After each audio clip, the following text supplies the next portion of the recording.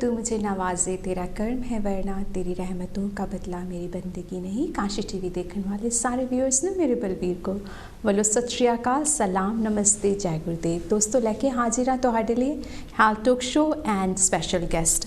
ਅੱਜ ਦੇ ਸ਼ੋਅ ਦੇ ਵਿੱਚ ਅਸੀਂ ਇੱਕ ਸਪੈਸ਼ਲ ਟੌਪਿਕ ਲੈ ਕੇ ਆਏ ਜਿਹਦੀ ਰਿਕੁਐਸਟ ਸਾਡੇ ਕਾਫੀ ਵਿਊਅਰਸ ਜਾਣਨਾ ਚਾਹੁੰਦੇ ਸੀ, ਐਕਿਊਪ੍ਰੈਸ਼ਰ ਦੇ ਬਾਰੇ। ਸੋ ਮੇਰੇ ਨਾਲ ਮੇਰਾ ਸਾਥ ਦੇਣ ਵਾਸਤੇ ਹੈ ਸ਼ਿੰਦਰਪਾਲ ਸਿੰਘ ਵਿਰਕ, ਜੋ ਕਿ ਕਾਫੀ ਲੋਕ ਇਹਨਾਂ ਨੂੰ ਜਾਣਦੇ ਵੀ ਨੇ, ਕਾਫੀ ਫੇਮਸ ਨੇ, I will say he is already, and an a acupressure specialist. So ਅੱਜ ਦੇ ਹੈਲਥ ਟਾਕ ਸ਼ੋ ਵਿੱਚ ਇਹ ਸਾਨੂੰ ਸਮ ਸਪੈਸ਼ਲ ਪੁਆਇੰਟ ਵੀ ਦੱਸਣਗੇ ਐਂਡ ਥੋੜ੍ਹੀ ਹਿਸਟਰੀ ਦੱਸਣਗੇ ਵੀ ਐਕਿਊਪ੍ਰੈਸ਼ਰ ਹੈਗਾ ਕੀ ਹੈ, ਬਿਕੋਜ਼ ਕਾਫੀ ਵਿਊਅਰਸ ਜਿਹੜੇ ਆ ਉਹਨਾਂ ਨੂੰ ਪਤਾ ਨਹੀਂ ਹੈ ਕਿ ਕੀ ਐਕਿਊਪ੍ਰੈਸ਼ਰ ਹੁੰਦਾ, ਕਿ ਕਿਸ ਤਰੀਕੇ ਦੇ ਨਾਲ ਜਿਹੜੀਆਂ ਬਿਮਾਰੀਆਂ ਅਸੀਂ ਐਕਿਊਪ੍ਰੈਸ਼ਰ ਦੇ ਨਾਲ ਠੀਕ ਕਰ ਸਕਦੇ ਹਾਂ। ਸੋ ਸਭ ਤੋਂ ਪਹਿਲੇ ਸਵਾਗਤ ਕਰਦੇ ਹਾਂ ਸੋਹਨਪਾਲ ਸਿੰਘ ਜੀ ਵਿਰਕ ਦਾ ਆਪਣੇ ਕਾਸ਼ੀ ਟੀਵੀ ਦੇ। Thank you so much for coming. ਸਤਿ ਸ਼੍ਰੀ ਅਕਾਲ ਜੀ ਸਾਰੇ ਦਰਸ਼ਕਾਂ ਨੂੰ ਬਹੁਤ ਪਿਆਰ ਭਰੀ ਸਤਿ ਸ਼੍ਰੀ ਅਕਾਲ। ਸੋ ਅੱਜ ਤੁਹਾਡਾ ਸਪੈਸ਼ਲ ਡੇ ਹੈ ਕਾਸ਼ੀ ਟੀਵੀ ਤੇ, ਫਸਟ ਟਾਈਮ ਤੁਸੀਂ ਆਏ ਹੋ, ਸੋ ਅਸੀਂ ਤੁਹਾਡਾ ਬਹੁਤ ਬਹੁਤ ਸਵਾਗਤ ਕਰਦੇ ਹਾਂ। ਥੈਂਕ ਯੂ ਜੀ, ਥੈਂਕ ਯੂ। ਤੇ ਮੈਂ ਸਭ ਤੋਂ ਪਹਿਲੇ ਇਹ ਜਾਣਨਾ ਚਾਹਾਂਗੀ ਵੀ ਤੁਸੀਂ ਇਹ ਲਾਈਨ ਕਿਉਂ ਚੂਜ਼ ਕੀਤੀ? ਸੋ ਵਾਟ ਵਾਸ ਦ ਰੀਜ਼ਨ? ਤੇ ਇਸ ਤਰ੍ਹਾਂ ਹੋਇਆ ਸੀ ਕਿ ਬਹੁਤ ਸਾਲ ਪਹਿਲਾਂ ਮੇਰੇ ਸਾਈਟਕਾ ਪੇਨ ਦੀ ਪ੍ਰੋਬਲਮ ਹੋ ਗਈ ਸੀ। ਹਾਂਜੀ, ਤਕਰੀਬਨ 20 ਈਅਰ ਬਿਫੋਰ। ਤੇ ਤੁਹਾਨੂੰ ਪਤਾ ਹੈ ਕਿ ਕਿੰਨੀ ਕਰੋਨਿਕ ਹੋ ਜਾਂਦੀ ਹੈ, ਕਿੰਨੀ ਪੇਨਫੁਲ ਹੋ ਜਾਂਦੀ ਆ, ਔਰ ਕਿਸੇ ਦਵਾਈ ਨਾਲ ਹਟਣ ਦਾ ਨਾਂ ਨਹੀਂ ਲੈਂਦੀ। ਬਹੁਤ ਜ਼ਿਆਦਾ ਮੇਰੇ ਹੋ ਗਈ ਸੀਗੀ ਤੇ ਮੇਰੇ ਤੋਂ ਖੜਾ ਹੋਣਾ ਚੱਲਣਾ ਫਿਰਨਾ ਬਹੁਤ ਮੁਸ਼ਕਿਲ ਹੋ ਗਿਆ ਸੀ।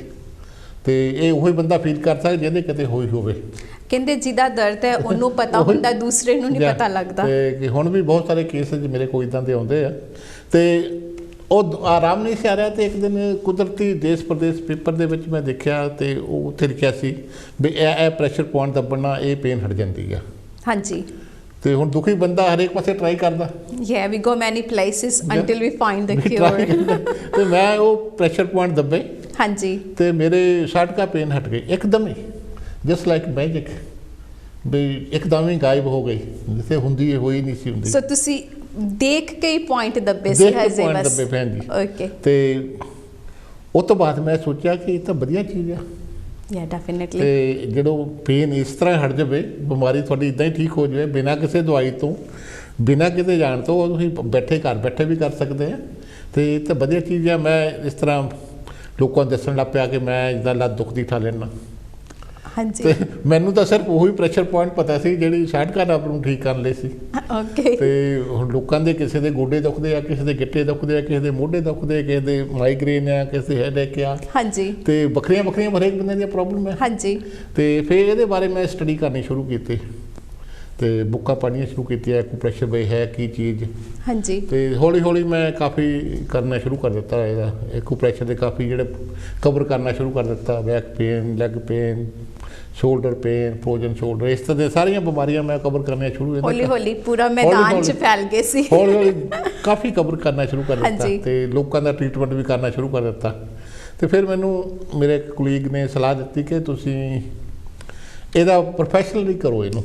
ਹਾਂਜੀ। ਇਹਦਾ ਪ੍ਰੋਪਰ ਡਿਪਲੋਮਾ ਕਰੋ ਤੇ ਡਿਪਲੋਮਾ ਕਰਨ ਤੋਂ ਬਾਅਦ ਤੁਸੀਂ ਪ੍ਰੋਫੈਸ਼ਨਲੀ ਇਹਨੂੰ ਕਰੋ। ਪਹਿਲਾਂ ਮੈਂ ਉੱਦਾਂ ਹੀ ਕਰਦਾ ਸੀ, ਫ੍ਰੀ ਕਰਦਾ ਸੀ ਸਾਰਿਆਂ ਦਾ। ਕੋਈ ਫਰੈਂਡ ਫੈਮਿਲੀ ਆ ਗਏ ਜਾਂ ਕਿਸੇ ਦੇ ਹੋਇਆ ਤਾਂ ਉਹ ਕਰ ਦਿੱਤਾ ਜੀ। ਤੇ ਫਿਰ ਉਸ ਤੋਂ ਬਾਅਦ ਫਿਰ ਮੈਂ ਉਹਨੇ ਮੈਨੂੰ ਲੱਭ ਕੇ ਦਿੱਤਾ ਭਾਈ ਬੰਦਰੀ। ਹਾਂਜੀ। ਲੰਡਨ ਤੋਂ ਇੱਕ ਸੰਸਥਾ ਲੱਭੀ ਜਿੱਥੇ ਐਕਿਊਪ੍ਰੈਸ਼ਰ ਦਾ ਡਿਪਲੋਮਾ ਕਰਾਇਆ ਜਾਂਦਾ ਸੀ।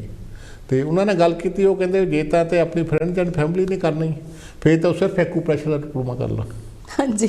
ਤੇ ਅਦਰਵਾਈਜ਼ ਜੇ ਪ੍ਰੋਫੈਸ਼ਨਲੀ ਕਰਨਾ ਫਿਰ ਤੁਹਾਨੂੰ ਨਾਲ ਅਨੋਟਮੀ ਫਿਜ਼ੀਓਲੋਜੀ ਦਾ ਡਿਪਲੋਮਾ ਵੀ ਕਰਨਾ ਪੈਣਾ। ਠੀਕ ਹੈ। ਕਿਉਂਕਿ ਡਾਕਟਰ ਪ੍ਰੋਜੈਕਸ਼ਨ ਕਰਦੇ ਆ ਕਿ ਇਹਨਾਂ ਨੂੰ ਪਤਾ ਕੁਛ ਨਹੀਂ ਗਾ, ਉੱਦਾਂ ਹੀ ਪ੍ਰੈਸ਼ਰ ਪੁਆਇੰਟ ਦੱਬੀ ਜਾਂਦੇ ਆ।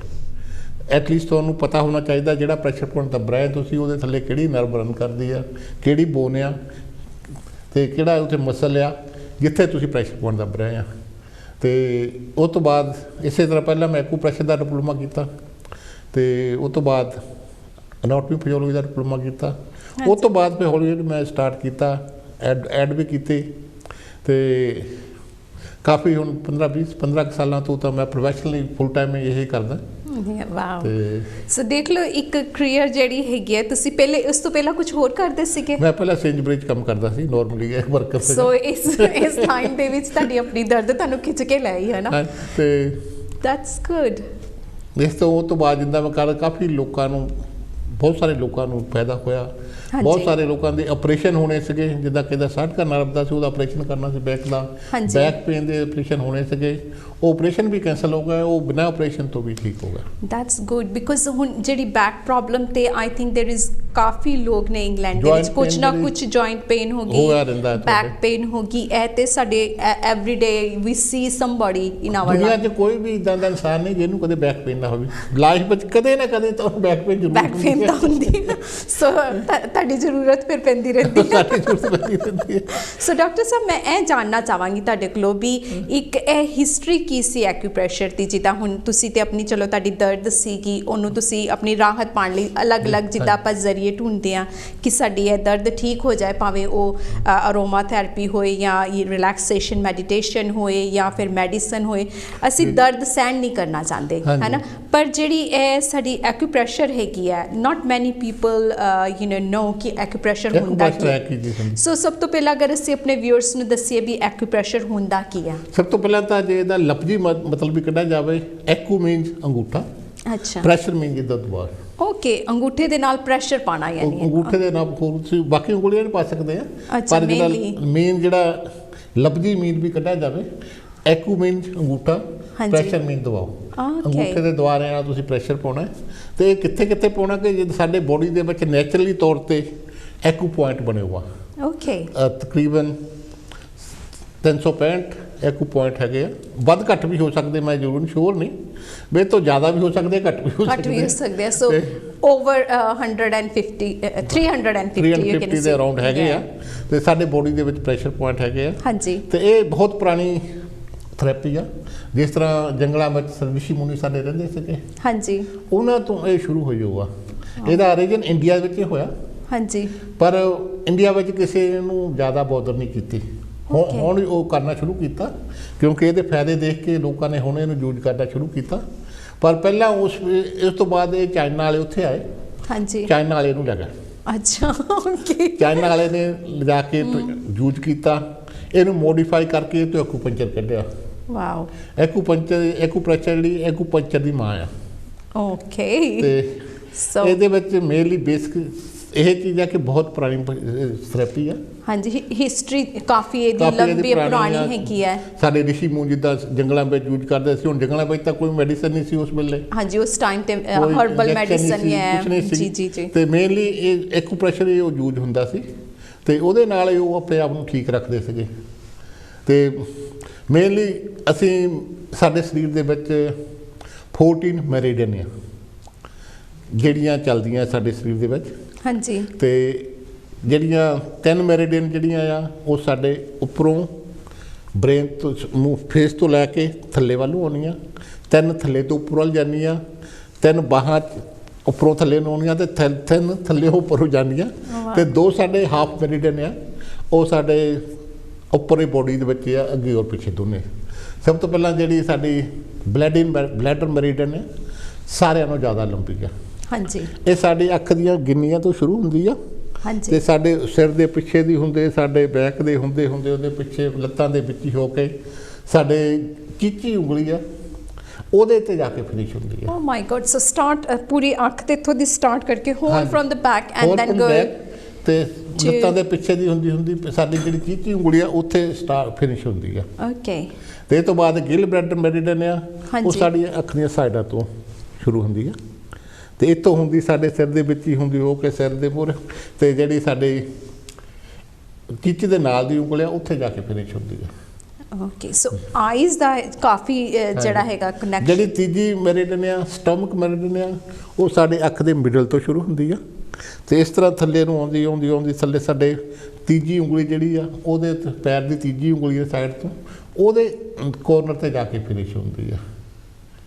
ਤੇ ਜਿਹੜੀਆਂ ਪੈਰ ਦੇ ਵਿੱਚੋਂ 3 ਸਾਡੇ ਕਿਡਨੀ, ਲਿਵਰ ਤੇ ਸਪਲੀਨ, ਹਾਂਜੀ, ਇਹ 3 ਕਿਡਨੀ ਜਿਹੜੀ ਆ ਸਾਡੇ ਪੈਰ ਦੇ ਤਲੇ ਦੇ ਥੱਲੇ ਜੇ ਹੈਗੀ ਆ, ਉੱਥੋਂ ਸ਼ੁਰੂ ਹੋ ਕੇ ਸਾਡੇ ਲੱਤਾਂ ਦੇ ਵਿੱਚ ਹੀ ਹੁੰਦੀ ਐ, ਕਿਡਨੀ ਦੇ ਨੇੜੇ ਜਾ ਕੇ ਫਿਨਿਸ਼ ਹੁੰਦੀ ਹੈ। ਤੇ ਇਸ ਤੋਂ ਬਾਅਦ ਲਿਵਰ ਆ, ਲਿਵਰ ਸਾਡੇ ਪੈਰ ਦੇ ਅੰਗੂਠੇ ਦੇ ਅੰਦਰਲੇ ਪਾਸੇ ਸ਼ੁਰੂ ਹੁੰਦੀ ਆ, ਤੇ ਉਹ ਵੀ ਸਾਡੇ ਲੱਤ ਦੇ ਵਿੱਚ ਹੀ ਹੁੰਦੀ ਸਾ ਕਿ ਇਸ ਜਗ੍ਹਾ ਤੇ ਉਹਦਾ ਐਂਡ ਹੁੰਦਾ ਹੈ। ਇਸ ਤੋਂ ਬਾਅਦ ਸਪਲੀਨ ਆ, ਉਹ ਸਾਡੇ ਪੈਰ ਦੇ ਅੰਗੂਠੇ ਦੇ ਬਾਹਰਲੇ ਪਾਸਿਓਂ ਸ਼ੁਰੂ ਹੋ ਕੇ ਸਾਡੇ ਜਿਹੜੀ ਪੈਰ ਦੀ ਹੱਡੀ ਆ ਉਹ ਤੋਂ ਹੁੰਦੀ ਲੱਤ ਦੇ ਥਾਣੀ ਹੋ ਕੇ ਉਹ ਉੱਪਰ ਜਾ ਕੇ ਫਿਨਿਸ਼ ਹੁੰਦੀ ਆ। ਓ ਵਾਓ। ਤੇ ਇਸੇ ਤਰ੍ਹਾਂ ਜਿਹੜੇ ਸਾਡੇ 3 ਮੈਰੀਡੀਅਨ ਜਿਹੜੀਆਂ ਉੱਪਰੋਂ ਹੱਥ ਤੋਂ ਪਿੱਛੇ ਨੂੰ ਜਾਂਦੀਆਂ, ਸਭ ਤੋਂ ਪਹਿਲਾਂ ਆ ਲਾਰਜੈਸਟ ਇੰਟੈਸਟਾਈਨ, ਇਸ ਜਗ੍ਹਾ ਤੋਂ ਸ਼ੁਰੂ ਹੁੰਦੀ ਆ, ਇਸ ਦੇ ਉੱਪਰ ਨੂੰ ਜਾਂਦੀ ਆ। ਇਸ ਤੋਂ ਬਾਅਦ ਜਿਹੜੀ ਸਮੋਲ ਇੰਟੈਸਟਾਈਨ ਆ, ਇਸ ਜਗ੍ਹਾ ਤੋਂ ਸ਼ੁਰੂ ਹੁੰਦੀ ਆ, ਇਹ ਉੱਪਰੋਂ ਜਾ ਕੇ ਸਾਡੇ ਨੱਕ ਦੇ ਸਾਈਡ 'ਤੇ ਫਿਨਿਸ਼ ਹੁੰਦੀ ਆ। ਤੀਸਰੀ ਹੈ ਟ੍ਰਿਪਲ ਬਾਰਮਰ, ਉਹ ਸਾਡੀ ਇਸ ਮਿਡਲ ਉਂਗਲ ਤੋਂ ਸ਼ੁਰੂ ਹੋ ਕੇ ਉੱਪਰ ਪਿੱਛੇ ਨੂੰ ਜਾ ਕੇ ਸਾਡੇ ਖਤਮ ਹੁੰਦੀ ਆ। ਇਸੇ ਤਰ੍ਹਾਂ ਹਾਰਟ ਮੈਰੀਡੀਅਨ ਇਸ ਜਗ੍ਹਾ ਤੋਂ ਸ਼ੁਰੂ ਹੋ ਕੇ ਸਾਡੇ ਹੱਥ 'ਤੇ ਆ ਕੇ ਚੀਚੀ 'ਤੇ ਖਤਮ ਹੁੰਦੀ ਆ।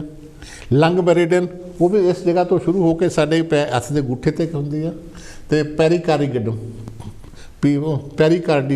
ਕਾਰਡੀਅਮ, ਅਤੇ ਇਹ ਸਾਡੇ ਇਸ ਜਗ੍ਹਾ ਤੋਂ ਸ਼ੁਰੂ ਹੋ ਕੇ ਸਾਡੇ ਇਸ ਉਂਗਲੀ ਦੇ ਗੱਭੇ ਖਤਮ ਹੁੰਦੀ ਆ।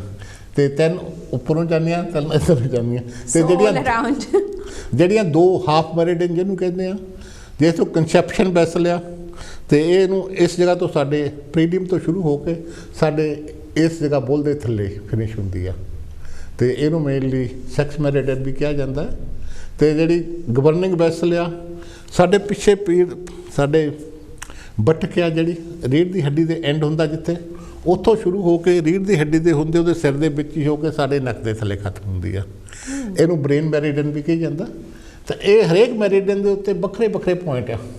ਸੋ ਈਚ ਸਟਰਕਚਰ ਦੇ ਨਾਲ ਉਹਦੇ ਪੁਆਇੰਟਸ ਉਹਦੇ ਪੁਆਇੰਟ ਆ ਡਿਫਰੈਂਟ ਜਗ੍ਹਾ 'ਤੇ। ਹਰੇਕ ਪੁਆਇੰਟ ਜਿਹੜਾ ਪ੍ਰੈਸ਼ਰ ਪੁਆਇੰਟ ਆ, ਉਹ ਕਈ ਬਿਮਾਰੀਆਂ ਨੂੰ ਠੀਕ ਕਰਨ ਦੀ ਹਿੰਮਤ ਰੱਖਦਾ ਆ। ਓ ਵਾਓ।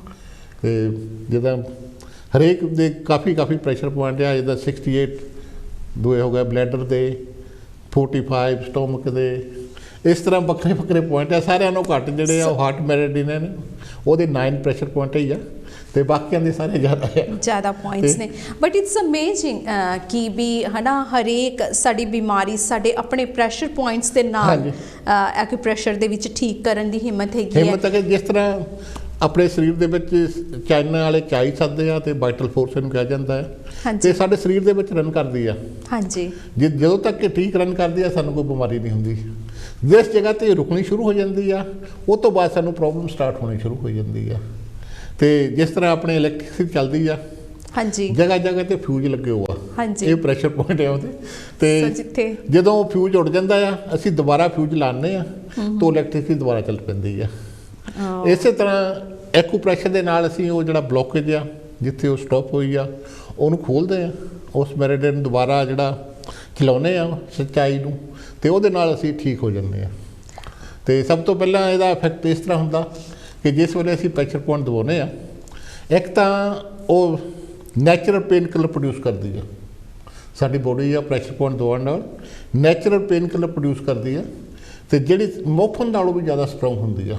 ਅਤੇ ਇਸੇ ਕਰਕੇ ਫਸਟ ਇੰਸਟੈਂਟਲੀ ਤੁਹਾਡੇ ਪੇਨ ਜਿਹੜੀ ਘਟ ਜਾਂਦੀ ਆ ਜਾਂ ਹਟ ਜਾਂਦੀ ਆ। ਜੇ ਥੋੜ੍ਹੀ ਜਿਹੀ ਹਟ ਜਾਂਦੀ, ਜ਼ਿਆਦਾ ਹੋਵੇ ਤਾਂ ਉਹ ਘਟਣੀ ਸ਼ੁਰੂ ਹੋ ਜਾਂਦੀ ਆ। ਅਤੇ ਦੂਸਰਾ, ਉਹ ਬ੍ਰੇਨ ਨੂੰ ਸਿਗਨਲ ਦੇਣੋਂ ਬੰਦ ਕਰ ਦਿੰਦੀ ਨਰਵ, ਵੀ ਮੇਰੇ ਪੇਨ ਆ। ਹੁਣ ਤੁਹਾਡੇ ਜਿਹੜੀ ਨਰਵ ਜਾਂ ਉਹ ਬ੍ਰੇਨ ਨੂੰ ਸਿਗਨਲ ਦੇਗੀ ਵੀ ਪੇਨ ਆ, ਤਾਂ ਤੁਹਾਡੇ ਤਾਂ ਹੀ ਮਹਿਸੂਸ ਕਰੋਗੇ।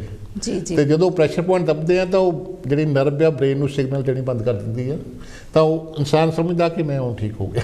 ਵਾਹ। ਬਿਕਾਜ਼ ਮੈਂ ਥੋੜ੍ਹਾ ਜਿਹਾ ਫਿਜ਼ੀਓਥੈਰੇਪੀ ਨਾਲ ਹੈ ਨਾ ਕੰਮ ਕੀਤਾ ਸੀ, ਉਹਦੇ ਵਿੱਚ ਉਹ ਡੂ ਪ੍ਰੈਸ 'ਤੇ ਜਿਹੜੇ ਹੁੰਦੇ ਸਮ ਪੁਆਇੰਟਸ ਦਬਾਉਂਦੇ ਨੇ, ਐਂਡ ਆਈ ਨੈਵਰ ਥੋਟ ਕਿ ਵੀ ਕਿਸ ਲਈ ਦਬਾਉਂਦੇ, you just go and you just watching, but you don't know the reason, ਹੈ ਨਾ, ਜਿੱਦਾਂ ਕਿ।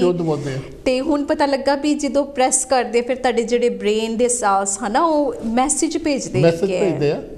ਅਤੇ ਇੱਕ ਤਾਂ ਉਹ ਜਿਹੜੀ ਮੈਡੀਸਨ ਆ, ਪੇਨ ਕਿਲਰ ਆ, ਨੈਚੁਰਲ ਤੌਰ 'ਤੇ ਪ੍ਰੋਡਿਊਸ ਹੁੰਦੀ ਆ। ਹੁਣ ਬਾਹਰੋਂ ਮੈਡੀਸਨ ਖਾਂਦੇ ਅਸੀਂ, ਆਪਣੇ ਪ੍ਰੋਡਕਸ਼ਨ ਦੀ ਮੈਡੀਸਨ, ਜਿਹੜੀ ਬਾਹਰੋਂ ਮੈਡੀਸਨ ਖਾਂਦੇ ਆ, ਉਹਦਾ ਸਾਈਡ ਇਫੈਕਟ ਵੀ ਹੁੰਦੇ ਤੁਹਾਨੂੰ। ਕਈ ਵਾਰੀ ਤੁਹਾਡੇ ਪੇਨ ਜ਼ਿਆਦਾ ਹੋ, ਤੇ ਸਟਰੋਂਗ ਮੈਡੀਸਨ ਖਾਣੀ ਪੈਂਦੀ ਆ, ਜਿੱਦਾਂ ਬੈਕ ਪੇਨ ਦੇ ਵਿੱਚ ਤੁਹਾਨੂੰ ਕੋਕੋਡੋਮਲ ਦਿੱਤੀ ਜਾਂਦੀ ਆ ਜਾਂ ਕੋਈ ਵੀ ਪ੍ਰੋਬਲਮ ਹੋਵੇ ਜ਼ਿਆਦਾ ਸਟਰੋਂਗ ਦਿੱਤੀ ਜਾਂਦੀ ਆ, ਉਹਦੇ ਸਾਈਡ ਇਫੈਕਟ ਹੋਣੇ ਸ਼ੁਰੂ ਹੋ ਜਾਂਦੇ ਆ, ਨੁਕਸਾਨ ਹੋਣਾ ਸ਼ੁਰੂ ਹੋ ਜਾਂਦਾ ਕਿ ਕੋਕੋਡੋਮਲ ਖਾਓਗੇ ਇੱਕ ਦੋ ਦਿਨ ਤੁਹਾਨੂੰ ਕਬਜ਼ ਹੋਣੀ ਸ਼ੁਰੂ ਹੋ ਜਾਏਗੀ, ਫਿਰ ਕਬਜ਼ ਲਈ ਦਵਾਈਆਂ ਖਾਣੀਆਂ ਸ਼ੁਰੂ ਕਰਾਂਗੇ। ਇੱਕ ਗੱਲ ਹੋਰ ਮੈਨੂੰ ਤੁਹਾਡੀ ਵਧੀਆ ਲੱਗੀ ਹੈ ਕਿ ਵੀ ਜਿਹੜੀ ਤੁਹਾਡੀ ਆਪਣੀ ਮੈਡੀਸਨ ਤੁਹਾਡੀ ਆਪਣੀ ਬੋਡੀ ਲਈ ਬਣੀ ਹੋਈ ਹੈ, specially for you is made inside, ਹੈ ਨਾ, ਉਹਦਾ ਤੇ ਤੁਸੀਂ ਕਿਸੇ ਦੇ ਨਾਲ ਕੰਪੇਅਰ ਨਹੀਂ ਕਰ ਸਕਦੇ। ਨਹੀਂ ਜਿਹੜਾ ਉਹ ਹੁੰਦੀ ਬਹੁਤ ਸਟਰੋਂਗ ਆ, ਜਿੱਦਾਂ ਮੋਫਨ ਦੇ ਨਾਲੋਂ ਵੀ ਜ਼ਿਆਦਾ ਸਟਰੋਂਗ ਹੁੰਦੀ ਆ। ਤੇ ਬਹੁਤ ਸਾਰੇ ਲੋਕਾਂ ਦੇ ਉਸੇ ਵੇਲੇ ਜਿੱਦਾਂ ਥੋੜੀ ਬਾਲੀ ਪ੍ਰੋਬਲਮ ਹੋਏ ਉਸੇ ਵੇਲੇ ਉਹ ਠੀਕ ਹੋ ਕੇ ਉੱਠ ਕੇ ਚਲੇ ਜਾਂਦੇ ਆ ਪਹਿਲੀ ਟ੍ਰੀਟਮੈਂਟ ਨਾਲ ਵੀ। Oh my God, that is good। So doctor ਸਾਹਿਬ ਤੁਸੀਂ ਕਿਹੜੇ ਲੋਕਾਂ ਦੇ ਇਲਾਜ ਕੀਤੇ ਨੇ, ਕਿਹੜੇ ਲੋਕ ਤੁਹਾਡੇ ਕੋਲ ਆਏ ਨੇ ਆਪਣੀ ਤਕਲੀਫ ਲੈ ਕੇ, ਕਿਸ ਤਰੀਕੇ ਦੀ ਤਕਲੀਫ ਦੇ ਨਾਲ ਤੁਸੀਂ ਉਹਨਾਂ ਦੇ ਨਾਲ ਡੀਲ ਕੀਤਾ ਹੈਗਾ? ਸਭ ਤੋਂ ਪਹਿਲਾਂ ਤਾਂ back pain is the main thing, ਕਿਉਂਕਿ ਜਿਹੜੇ ਐਟਲੀਸਟ 70% ਜਿਹੜੇ ਪੇਸ਼ੈਂਟ ਆ ਹਾਂਜੀ ਉਹ ਬੈਕ ਪੇਨ 'ਚ ਆ। ਹਾਂਜੀ, ਤੇ ਬੈਕ ਪੇਨ ਦੇ ਵਿੱਚ ਤੁਹਾਡੇ ਸਾਈਡਕਾ ਪ੍ਰੋਬਲਮ ਵੀ ਆ ਜਾਂਦੀ ਆ, ਸਲਿਪ ਡਿਸਕ ਆ ਜਾਂਦੀ ਆ। ਹਾਂਜੀ, ਤੇ ਅੱਜ ਕੱਲ੍ਹ ਇੱਕ ਹੋਰ ਜਿਹੜੀ ਬਹੁਤ ਕਲਿਊ ਆ, ਉਹ ਗਲੂਟੀਅਸ ਮਸਲ ਦੀ ਪ੍ਰੋਬਲਮ ਹੋਣੀ ਸ਼ੁਰੂ ਹੋ ਜਾਂਦੀ ਆ, ਕਿਉਂਕਿ ਗਲੂਟੀਅਸ ਮਸਲ ਸਾਡੇ ਹਿੱਪ ਦੇ ਪਿਛਲੇ ਪਾਸੇ ਆ। ਹਾਂਜੀ, ਤੇ ਉਹ ਸਾਡੀ ਸਾਈਡਕਾ ਨਰਵ ਉਹਦੇ ਵਿੱਚ ਹੀ ਲੰਘਦੀ ਆ। ਜਿਸ ਵੇਲੇ ਉਹ ਗਲੂਟੀਅਸ ਮਸਲ ਠੀਕ ਹੁੰਦਾ ਤਾਂ ਉਹ ਪਿੱਛੇ ਹੁੰਦਾ ਆ, ਸਾਈਡਕਾ ਨਰਵ ਉਹਨੂੰ ਕੁਛ ਨਹੀਂ ਕਰਦਾ। ਜਿਸ ਵੇਲੇ ਥੋੜਾ ਕਮਜ਼ੋਰ ਹੋ ਜਾਂਦਾ ਉਹ ਸਾਈਡਕਾ ਨਰਵ ਤੇ ਪ੍ਰੈਸ਼ਰ ਦੇਣਾ ਸ਼ੁਰੂ ਕਰ ਦਿੰਦਾ, ਤੇ ਉਹਦੇ ਨਾਲ ਜਿਹੜੀ ਆ ਸਾਈਡਕਾ ਨਰਵ ਤੇ ਉਹ ਪੂਰੀ ਲੱਤ ਦੇ ਵਿੱਚ ਪੇਨ ਹੋਣੀ ਸ਼ੁਰੂ ਹੋ ਜਾਂਦੀ ਆ। ਇਹਦੇ ਨਾਲ ਬੰਦਾ ਥੋੜਾ ਚਿਰ ਤੁਰ ਲੈਂਦਾ, ਬਾਅਦ ਵਿੱਚ ਉਹਦੀ ਲੱਤ ਆ ਜਿਹੜੀ ਉਹ ਗਿਵ ਕਰ ਦਿੰਦੀ ਆ, ਉਹ ਚੱਲਦੀ ਨਹੀਂ, ਉਹ ਪੇਨ ਹੋਣੀ ਸ਼ੁਰੂ ਹੋ ਜਾਂਦੀ ਆ। ਤੇ ਬਹੁਤ ਸਾਰੇ ਲੋਕ ਤਾਂ ਇੱਥੋਂ ਉੱਠ ਕੇ ਉੱਥੇ ਤੱਕ ਨਹੀਂ ਜਾ ਸਕਦੇ, ਇੰਨੀ ਜਦੋਂ ਜ਼ਿਆਦਾ ਪ੍ਰੋਬਲਮ ਹੋ ਜਾਂਦੀ ਆ। ਤੇ ਇਸ ਤਰ੍ਹਾਂ ਦੀ ਜਿਹੜੀ ਪ੍ਰੋਬਲਮ ਜਾਂ ਅਪਰ ਬੈਕ ਪੇਨ ਵੀ ਇਹਦੇ ਨਾਲ ਆ ਜਾਂਦੀ ਹੈ, ਕਈ ਵਾਰੀ ਉੱਪਰ ਬੈਕ ਪੇਨ ਹੋ ਜਾਂਦੀ ਹੈ, ਉਹਦੇ ਨਾਲ ਹੋਰ ਬਿਮਾਰੀਆਂ ਸ਼ੁਰੂ ਹੋ ਜਾਂਦੀਆਂ, ਤੁਹਾਡੇ ਹੱਥ ਸੋਣੇ ਸ਼ੁਰੂ ਹੋ ਜਾਂਦੇ ਆ। ਤੇ ਬਹੁਤ ਸਾਰੀਆਂ ਬਿਮਾਰੀਆਂ ਜਿਹੜੀਆਂ ਬੈਕ ਪੇਨ ਦੇ ਨਾਲ ਸਾਡੇ ਕਨੈਕਟਡ ਹੈਗੀਆਂ ਆ। ਇਹ ਤੋਂ ਬਾਅਦ ਸਾਡੇ ਸਰਵਾਈਕਲ ਸਪੌਂਡਿਲਾਈਟਿਸ ਕਾਫੀ ਅੱਜ ਕੱਲ੍ਹ ਚਲਦੀ ਆ, ਕਿਉਂਕਿ ਬਹੁਤ ਸਾਰੇ ਲੋਕ ਕੰਪਿਊਟਰ 'ਤੇ ਕੰਮ ਕਰਦੇ ਆ। ਹਾਂਜੀ, and style of sitting is well style ਆ, ਤੇ ਉਹਦੇ ਨਾਲ ਤੁਹਾਡੇ ਨੈਕ 'ਤੇ ਪ੍ਰੈਸ਼ਰ ਪੈਂਦਾ ਆ, ਤੇ ਉਹਦੇ ਨਾਲ ਨੈਕ ਪੇਨ ਵੀ ਹੋਣੀ ਸ਼ੁਰੂ ਹੋ ਜਾਂਦੀ, ਤੁਹਾਡੇ ਨੈਕ ਸਟਿਫ ਹੋ ਜਾਂਦੀ, ਕਿਉਂਕਿ ਇੱਕ ਜਗ੍ਹਾ 'ਤੇ ਤੁਸੀਂ 7-8 ਘੰਟੇ ਦੇ ਬੈਠੇ ਕੰਮ ਕਰਦੇ ਰਹਿੰਦੇ ਆ। ਤੇ ਉਹਦੇ ਨਾਲ ਸਰਵਾਈਕਲ ਸਪੌਂਡਿਲਾਈਟਿਸ ਦੀ ਪ੍ਰੋਬਲਮ ਬਹੁਤ ਆ ਰਹੀ ਹੈ। ਤੇ ਇਵਨ ਯੰਗ ਬੱਚਿਆਂ ਨੂੰ ਵੀ ਬਹੁਤ ਪ੍ਰੋਬਲਮ ਹੈ, ਕਿਉਂਕਿ ਉਹ ਐਵਰੀ ਟਾਈਮ ਫੋਨ ਮੂਹਰੇ ਹੁੰਦੇ ਤੇ ਹੁਣ ਕਿਉਂਕਿ ਅੱਜ ਕੱਲ੍ਹ ਕੰਮ ਹੀ ਸਾਰਾ ਬੱਚਿਆਂ ਦਾ ਵੀ ਔਨ ਫੋਨ ਔਰ ਆਈਪੈਡ ਜਾਂ ਕੁਛ ਨਾ ਕੁਛ। ਆ ਜੀ ਇਸ ਕਰਕੇ ਉਹਨਾਂ ਨੂੰ ਵੀ ਪ੍ਰੋਬਲਮ ਬਹੁਤ ਆ ਰਹੀ ਆ ਸਰਵਾਈਕਲ ਸਪੌਂਡਿਲਾਈਟਿਸ ਦੀ। ਉਹਦੇ ਨਾਲ ਹੀ ਜਿਹੜੀ ਕਨੈਕਟਰ ਹੁੰਦੀ ਆ ਸਾਡੇ frozen shoulder is quite common ਬਹੁਤ ਸਾਰੇ ਲੋਕਾਂ ਦੇ, ਲੇਡੀਜ਼ ਦੇ ਮੇਨਲੀ ਜ਼ਿਆਦਾ ਹੁੰਦਾ ਹੈ। What's the reason behind? ਕਿਉਂਕਿ ਇਹਦੇ ਥੋੜੇ ਹਾਰਮੋਨ ਜਿਹੜੇ ਫਲਕਚੁਏਟ ਹੁੰਦੇ ਜਿਸ ਵੇਲੇ ਦੀ ਲੇਡੀਜ਼ ਦੇ, ਉਸ ਵੇਲੇ ਜ਼ਿਆਦਾ ਪ੍ਰੋਬਲਮ ਕਰਦੇ। ਬਹੁਤ ਸਾਰੇ ਲੋਕਾਂ ਨੂੰ ਜਿਸ ਤਰ੍ਹਾਂ ਸ਼ੂਗਰ ਹੋ ਜਾਂਦੀ ਆ, ਸ਼ੂਗਰ ਦੇ ਨਾਲ ਵੀ ਜਿਹੜੇ ਤੁਹਾਡੇ ਸ਼ੋਲਡਰ ਫਰੀਜ਼ ਹੋ ਜਾਂਦੇ ਆ, ਕਿ ਜੋ ਸ਼ੋਲਡਰ ਫਰੀਜ਼ ਹੋ ਗਿਆ, ਉੱਪਰ ਨੂੰ ਚੱਕ ਹੋਣਾ, ਪੇਨ ਹੋਣੀ ਆ, ਉਹ ਥੱਲੇ ਰਹਿਣਾ ਸ਼ੁਰੂ ਹੋ ਜਾਂਦਾ। ਅਸੀਂ ਡਰਦੇ ਵੀ ਉੱਤਰ ਨੂੰ ਜਾਂਦੇ ਨਹੀਂ। ਜੀ ਅਸੀਂ ਰਿਸਟ੍ਰਿਕਟ ਹੋ ਜਾਂਦੇ ਆ ਵੀ ਜਿੱਥੇ ਤੱਕ ਦਰਦ ਨਹੀਂ ਉੱਤੇ ਨਹੀਂ ਜਾਣਾ। ਉਹਦੇ ਨਾਲ ਵੀ ਤੁਹਾਡੇ ਕੱਪੜੇ ਪਾਉਣੇ ਬੰਦ ਹੋ ਜਾਂਦੇ ਆ, ਤੁਹਾਡੇ ਸਿਰ ਬੋਣਾ ਲੇਡੀਜ਼ ਦੇ ਲਈ, ਤੇ ਕੱਪੜੇ ਚੇਂਜ ਕਰਨੇ, ਬਾਥ ਲੈਣਾ, ਸਾਰਾ ਕੁਛ ਹੀ ਬੰਦ ਹੋ ਜਾਂਦਾ। ਤੇ ਐਕੂਪ੍ਰੈਸ਼ਰ ਦੇ ਨਾਲ ਬਹੁਤ ਛੇਤੀ ਜਿਹੜਾ ਉਹ ਸ਼ੋਲਡਰ ਫਰੀਜ਼ ਜਿਹੜਾ ਉਹ ਹਟ ਜਾਂਦਾ, ਤੇ ਦੁਬਾਰਾ ਬੰਦਾ ਨਾਰਮਲੀ ਠੀਕ ਹੋ ਜਾਂਦਾ। ਹੁਣ ਡਾਕਟਰ ਕੋਲ ਜਾਓਗੇ ਤਾਂ ਪੇਨ ਕਿਲਰ ਪਹਿਲਾਂ ਦੇਣਗੇ 4-5 ਮਹੀਨੇ। ਹਾਂਜੀ, ਇਹ ਤੇ ਹੈਗਾ। ਉਹ ਤੋਂ ਬਾਅਦ ਤੁਹਾਨੂੰ ਆਪਰੇਸ਼ਨ ਦੀ ਸਲਾਹ ਦੇਣਗੇ, ਆਪਰੇਸ਼ਨ ਐਕਸਰੇ ਵਗੈਰਾ, ਫਿਰ ਇਟਸ ਵੈਰੀ ਲੌਂਗ ਪ੍ਰੋਸੈਸ ਆ। ਤੇ ਉਹ ਤੋਂ ਬਾਅਦ ਆਪਰੇਸ਼ਨ ਵੀ ਕਰਨਗੇ, ਤੁਸੀਂ ਆਪਰੇਸ਼ਨ ਕਰਾਓ। ਆਪਰੇਸ਼ਨ ਤੋਂ ਬਾਅਦ ਸਾਲ ਭਰ ਬੰਦਾ ਠੀਕ ਨਹੀਂ ਹੁੰਦਾ, ਕੰਮ ਕਰਨ ਦੇ ਕਾਬਿਲ ਨਹੀਂ ਰਹਿੰਦਾ। ਓ ਡੀਅਰ। ਜਦ ਕਿ ਐਕੂਪ੍ਰੈਸ਼ਰ ਦੇ ਨਾਲ ਇਸ ਤਰ੍ਹਾਂ ਦੀਆਂ ਬਿਮਾਰੀਆਂ ਜਿਹੜੀਆਂ ਬਹੁਤ ਸੌਖੀ ਤਰੀਕੇ ਨਾਲ ਠੀਕ ਹੋ ਜਾਂਦੀਆਂ, ਆਸਾਨੀ ਨਾਲ ਠੀਕ ਹੋ ਜਾਂਦੀਆਂ। ਮੈਂ ਇਹ ਨਹੀਂ ਕਹਿੰਦਾ ਵੀ ਮੈਂ ਦਵਾਈਆਂ ਦੇ ਖਿਲਾਫ ਹਾਂ, ਕੋਈ ਦਵਾਈ ਨਾ ਖਾਓ। ਜਿਹੜੀ ਦਵਾਈ ਜ਼ਰੂਰੀ ਆ ਉਹ ਤਾਂ ਖਾਣੀ ਚਾਹੀਦੀ ਆ। ਹਾਂਜੀ ਕਈ ਪ੍ਰੋਬਲਮ ਹੁੰਦੀਆਂ ਉਹ ਦਵਾਈ ਨਾਲ ਹੀ ਠੀਕ ਹੋਣ ਵਾਲੀਆਂ ਹੁੰਦੀਆਂ। ਹਾਂਜੀ, ਜਿੱਦਾਂ ਵੱਡੀਆਂ ਬਿਮਾਰੀਆਂ ਹੋ ਗਈਆਂ ਆਪਾਂ ਜਦੋਂ ਦੇਖਦੇ ਆ, ਤੇ ਪਰ ਅਗਰ ਅਸੀਂ ਵਿਦਆਊਟ ਆਪਰੇਸ਼ਨ ਅਗਰ ਅਸੀਂ ਆਪਣੇ ਆਪ ਜਿਸ ਤਰ੍ਹਾਂ ਇਸ ਤਰ੍ਹਾਂ ਦੀਆਂ ਛੋਟੀਆਂ ਬਿਮਾਰੀਆਂ ਜਿਹੜੀਆਂ, ਤੇ ਅਗਰ ਇਹ ਆਪਰੇਸ਼ਨ ਤੋਂ ਬਿਨਾਂ ਸੈੱਟ ਹੁੰਦੀਆਂ ਤਾਂ ਠੀਕ ਹੈ। ਨਾਲੇ ਆਈ ਥਿੰਕ ਡਾਕਟਰ ਸਾਹਿਬ ਇਹ ਹੈਗਾ ਕਿ ਜਿਹੜੀ ਛੋਟੀ ਬਿਮਾਰੀਆਂ ਤੋਂ ਹੀ ਵੱਡੀਆਂ ਬਿਮਾਰੀਆਂ ਬਣਨੀਆਂ ਚਾਲੂ ਹੋ ਜਾਂਦੀਆਂ ਜੇਕਰ ਅਸੀਂ ਬੇਸ ਤੁਹਾਡਾ ਛੋਟਾ। ਸਭ ਤੋਂ ਪਹਿਲਾਂ ਜਿਹੜਾ IBS ਪ੍ਰੋਬਲਮ ਹੈ, ਹਾਂਜੀ, ਇਹ ਕਿੱਥੋਂ ਸ਼ੁਰੂ ਹੁੰਦੀ? ਤੁਹਾਡੇ ਧਨ ਤੋਂ।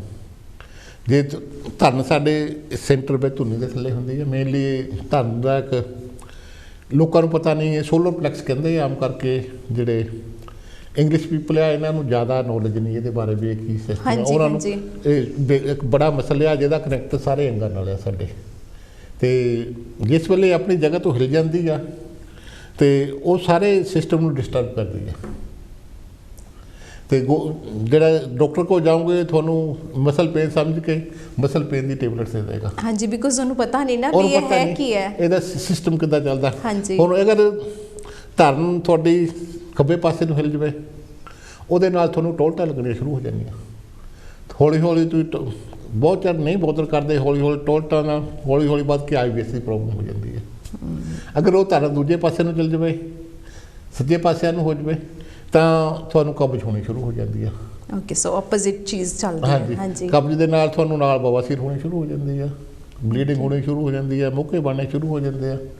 ਤੇ ਇਸ ਕਰਕੇ ਜਿਹੜੀ ਜੜ੍ਹ ਆ ਉਹ ਬਹੁਤ ਛੋਟੀ ਹੁੰਦੀ ਆ।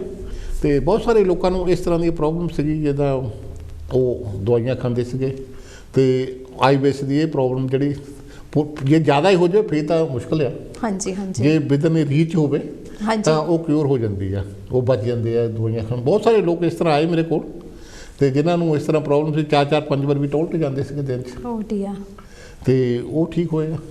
ਸੋ ਤੁਸੀਂ ਜਦੋਂ ਆਈ ਮੀਨ ਤੁਸੀਂ as you been long time in this field ਹੈ ਨਾ, ਤੁਸੀਂ ਜਦੋਂ ਫਸਟ ਟਾਈਮ ਕੋਈ ਪੇਸ਼ੈਂਟ ਤੁਹਾਡੇ ਕੋਲ ਆਉਂਦਾ ਵਿਦ ਸਰਟਨ ਮੈਡੀਕਲ ਕੰਡੀਸ਼ਨ, ਕਹਿ ਲਓ ਵੀ ਮੈਨੂੰ ਇਹ ਚੀਜ਼ ਮੈਂ ਠੀਕ ਕਰਾਉਣੀ ਆ ਕਿ ਪ੍ਰੈਸ਼ਰ ਦੇ, ਤੇ ਤੁਸੀਂ ਕੀ ਚੈੱਕ ਕਰਦੇ ਹੋ? ਪਹਿਲਾਂ ਤਾਂ ਉਹਨੂੰ ਪੁੱਛੀਦਾ, ਜਦੋਂ ਵੀ ਪੇਸ਼ੈਂਟ ਸਾਡੇ ਕੋਲ ਆਉਂਦਾ ਨਾ ਅਸੀਂ ਉਹਨੂੰ ਜੱਜ ਕਰਦੇ ਉਹ ਕਿੱਦਾਂ ਤੁਰ ਕੇ ਸਾਡੇ ਕੋਲ ਆਇਆ। ਸੋ ਚਾਲ ਤੋਂ ਪਤਾ ਲੱਗਦਾ, ਚਾਲ ਤੋਂ ਪਤਾ ਲੱਗ ਜਾਂਦਾ। ਹਾਂਜੀ, ਤੇ ਆ ਕੇ ਬੈਠ ਕੇ ਸਾਡੇ ਕੋਲ ਬੈਠ ਕੇ ਗੱਲ ਕਰਦਾ ਆ। ਅਗਰ ਉਹ ਬਹੁਤ ਤੇਜ਼ ਕਰਦਾ ਆ ਗੱਲ, ਪਤਾ ਲੱਗਦਾ ਹੈ ਬੰਦਾ ਜ਼ਿਆਦਾ ਅਗਰੈਸਿਵ ਆ। ਹੌਲੀ ਗੱਲ ਕਰਦਾ, ਹੋ ਸਕਦਾ ਡਿਪਰੈਸ਼ਨ 'ਚ ਹੋਵੇ। ਜਿਸ ਤਰ੍ਹਾਂ ਉਹਦੀ ਗੱਲਬਾਤ ਤੋਂ ਅੰਦਾਜ਼ਾ ਲਗਾਈਦਾ। ਤੇ ਉਹ ਤੋਂ ਬਾਅਦ ਉਹ ਦੇਖੀਦਾ, ਜਿਸ ਵਿੱਚ ਅਸੀਂ ਪੈਰਾਂ ਦੇ ਥੱਲੇ ਸਾਡੇ ਸਾਰੇ ਸਿਸਟਮ ਆ। ਹਾਂਜੀ, ਉਹਨੂੰ ਬੈੱਡ 'ਤੇ ਲੰਮਾ ਪਾ ਕੇ ਉਹ ਚੈੱਕ ਕਰੀਦਾ ਕਿਹੜਾ ਸਿਸਟਮ ਜਿਹੜਾ ਆ ਜ਼ਿਆਦਾ ਕਮਜ਼ੋਰ ਹੋਇਆ, ਕਿਹੜੀ ਨੂੰ ਪ੍ਰੋਬਲਮ ਆ। ਤੇ ਉਹ ਜਿਸ ਤਰ੍ਹਾਂ ਉਹ ਦੱਸਦਾ ਆ ਉਸ ਹਿਸਾਬ ਨਾਲ ਉਹਦਾ ਟ੍ਰੀਟਮੈਂਟ ਸ਼ੁਰੂ ਕਰ ਦਿੰਦਾ। ਤੇ ਹੌਲੀ ਹੌਲੀ ਉਹ ਬੰਦਾ ਕਿਉਰ ਹੋ ਜਾਂਦਾ। ਸੋ ਫਸਟ ਜਿਹੜਾ ਹੈਗਾ ਕਿ ਪੈਰਾਂ ਤੋਂ ਹੀ ਪਤਾ ਲੱਗ ਜਾਂਦਾ ਤੁਹਾਨੂੰ ਕਿ ਪੈਰਾਂ ਤੋਂ ਜਦੋਂ ਐਗਜ਼ਾਮੀਨੇਸ਼ਨ ਕਰਦੇ ਹੋ, ਪੈਰਾਂ ਤੋਂ ਐਗਜ਼ਾਮੀਨੇਸ਼ਨ ਕਰਕੇ, ਕਿਉਂਕਿ ਸਾਰੇ ਸਿਸਟਮ ਸਾਡੇ ਪੈਰਾਂ 'ਚ ਵੀ ਆ, ਹੱਥਾਂ 'ਚ ਵੀ ਆ, ਕੰਨਾਂ 'ਚ ਵੀ ਆ।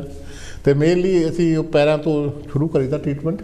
ਹਾਂਜੀ, ਤੇ ਉਹ ਦਬਾਉਂਦੇ ਜਿਹੜੇ ਪ੍ਰੈਸ਼ਰ ਪੁਆਇੰਟ 'ਤੇ ਜ਼ਿਆਦਾ ਦੁੱਖ ਲੱਗੇ। Okay, so you press all around feet ਹੈ ਨਾ, ਪੈਰ ਦੇ ਹਰੇਕ ਪਾਸੇ ਤੇ ਪ੍ਰੈਸ ਕਰਕੇ, ਉੱਪਰ ਵੀ।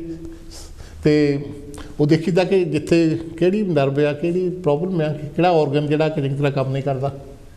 ਤੇ ਉਹਨੂੰ ਦੇਖ ਕੇ ਸਾਰੀ ਅੰਦਾਜ਼ਾ ਲਗਾਈਦਾ ਵੀ ਇਹਨੂੰ ਆਹ ਪ੍ਰੋਬਲਮ ਹੋ ਗਿਆ, ਇਹ ਔਰਗਨ ਕੰਮ ਨਹੀਂ ਕਰਦਾ, ਇਹਨੂੰ ਐਕਟੀਵੇਟ ਕਰਨਾ ਆ।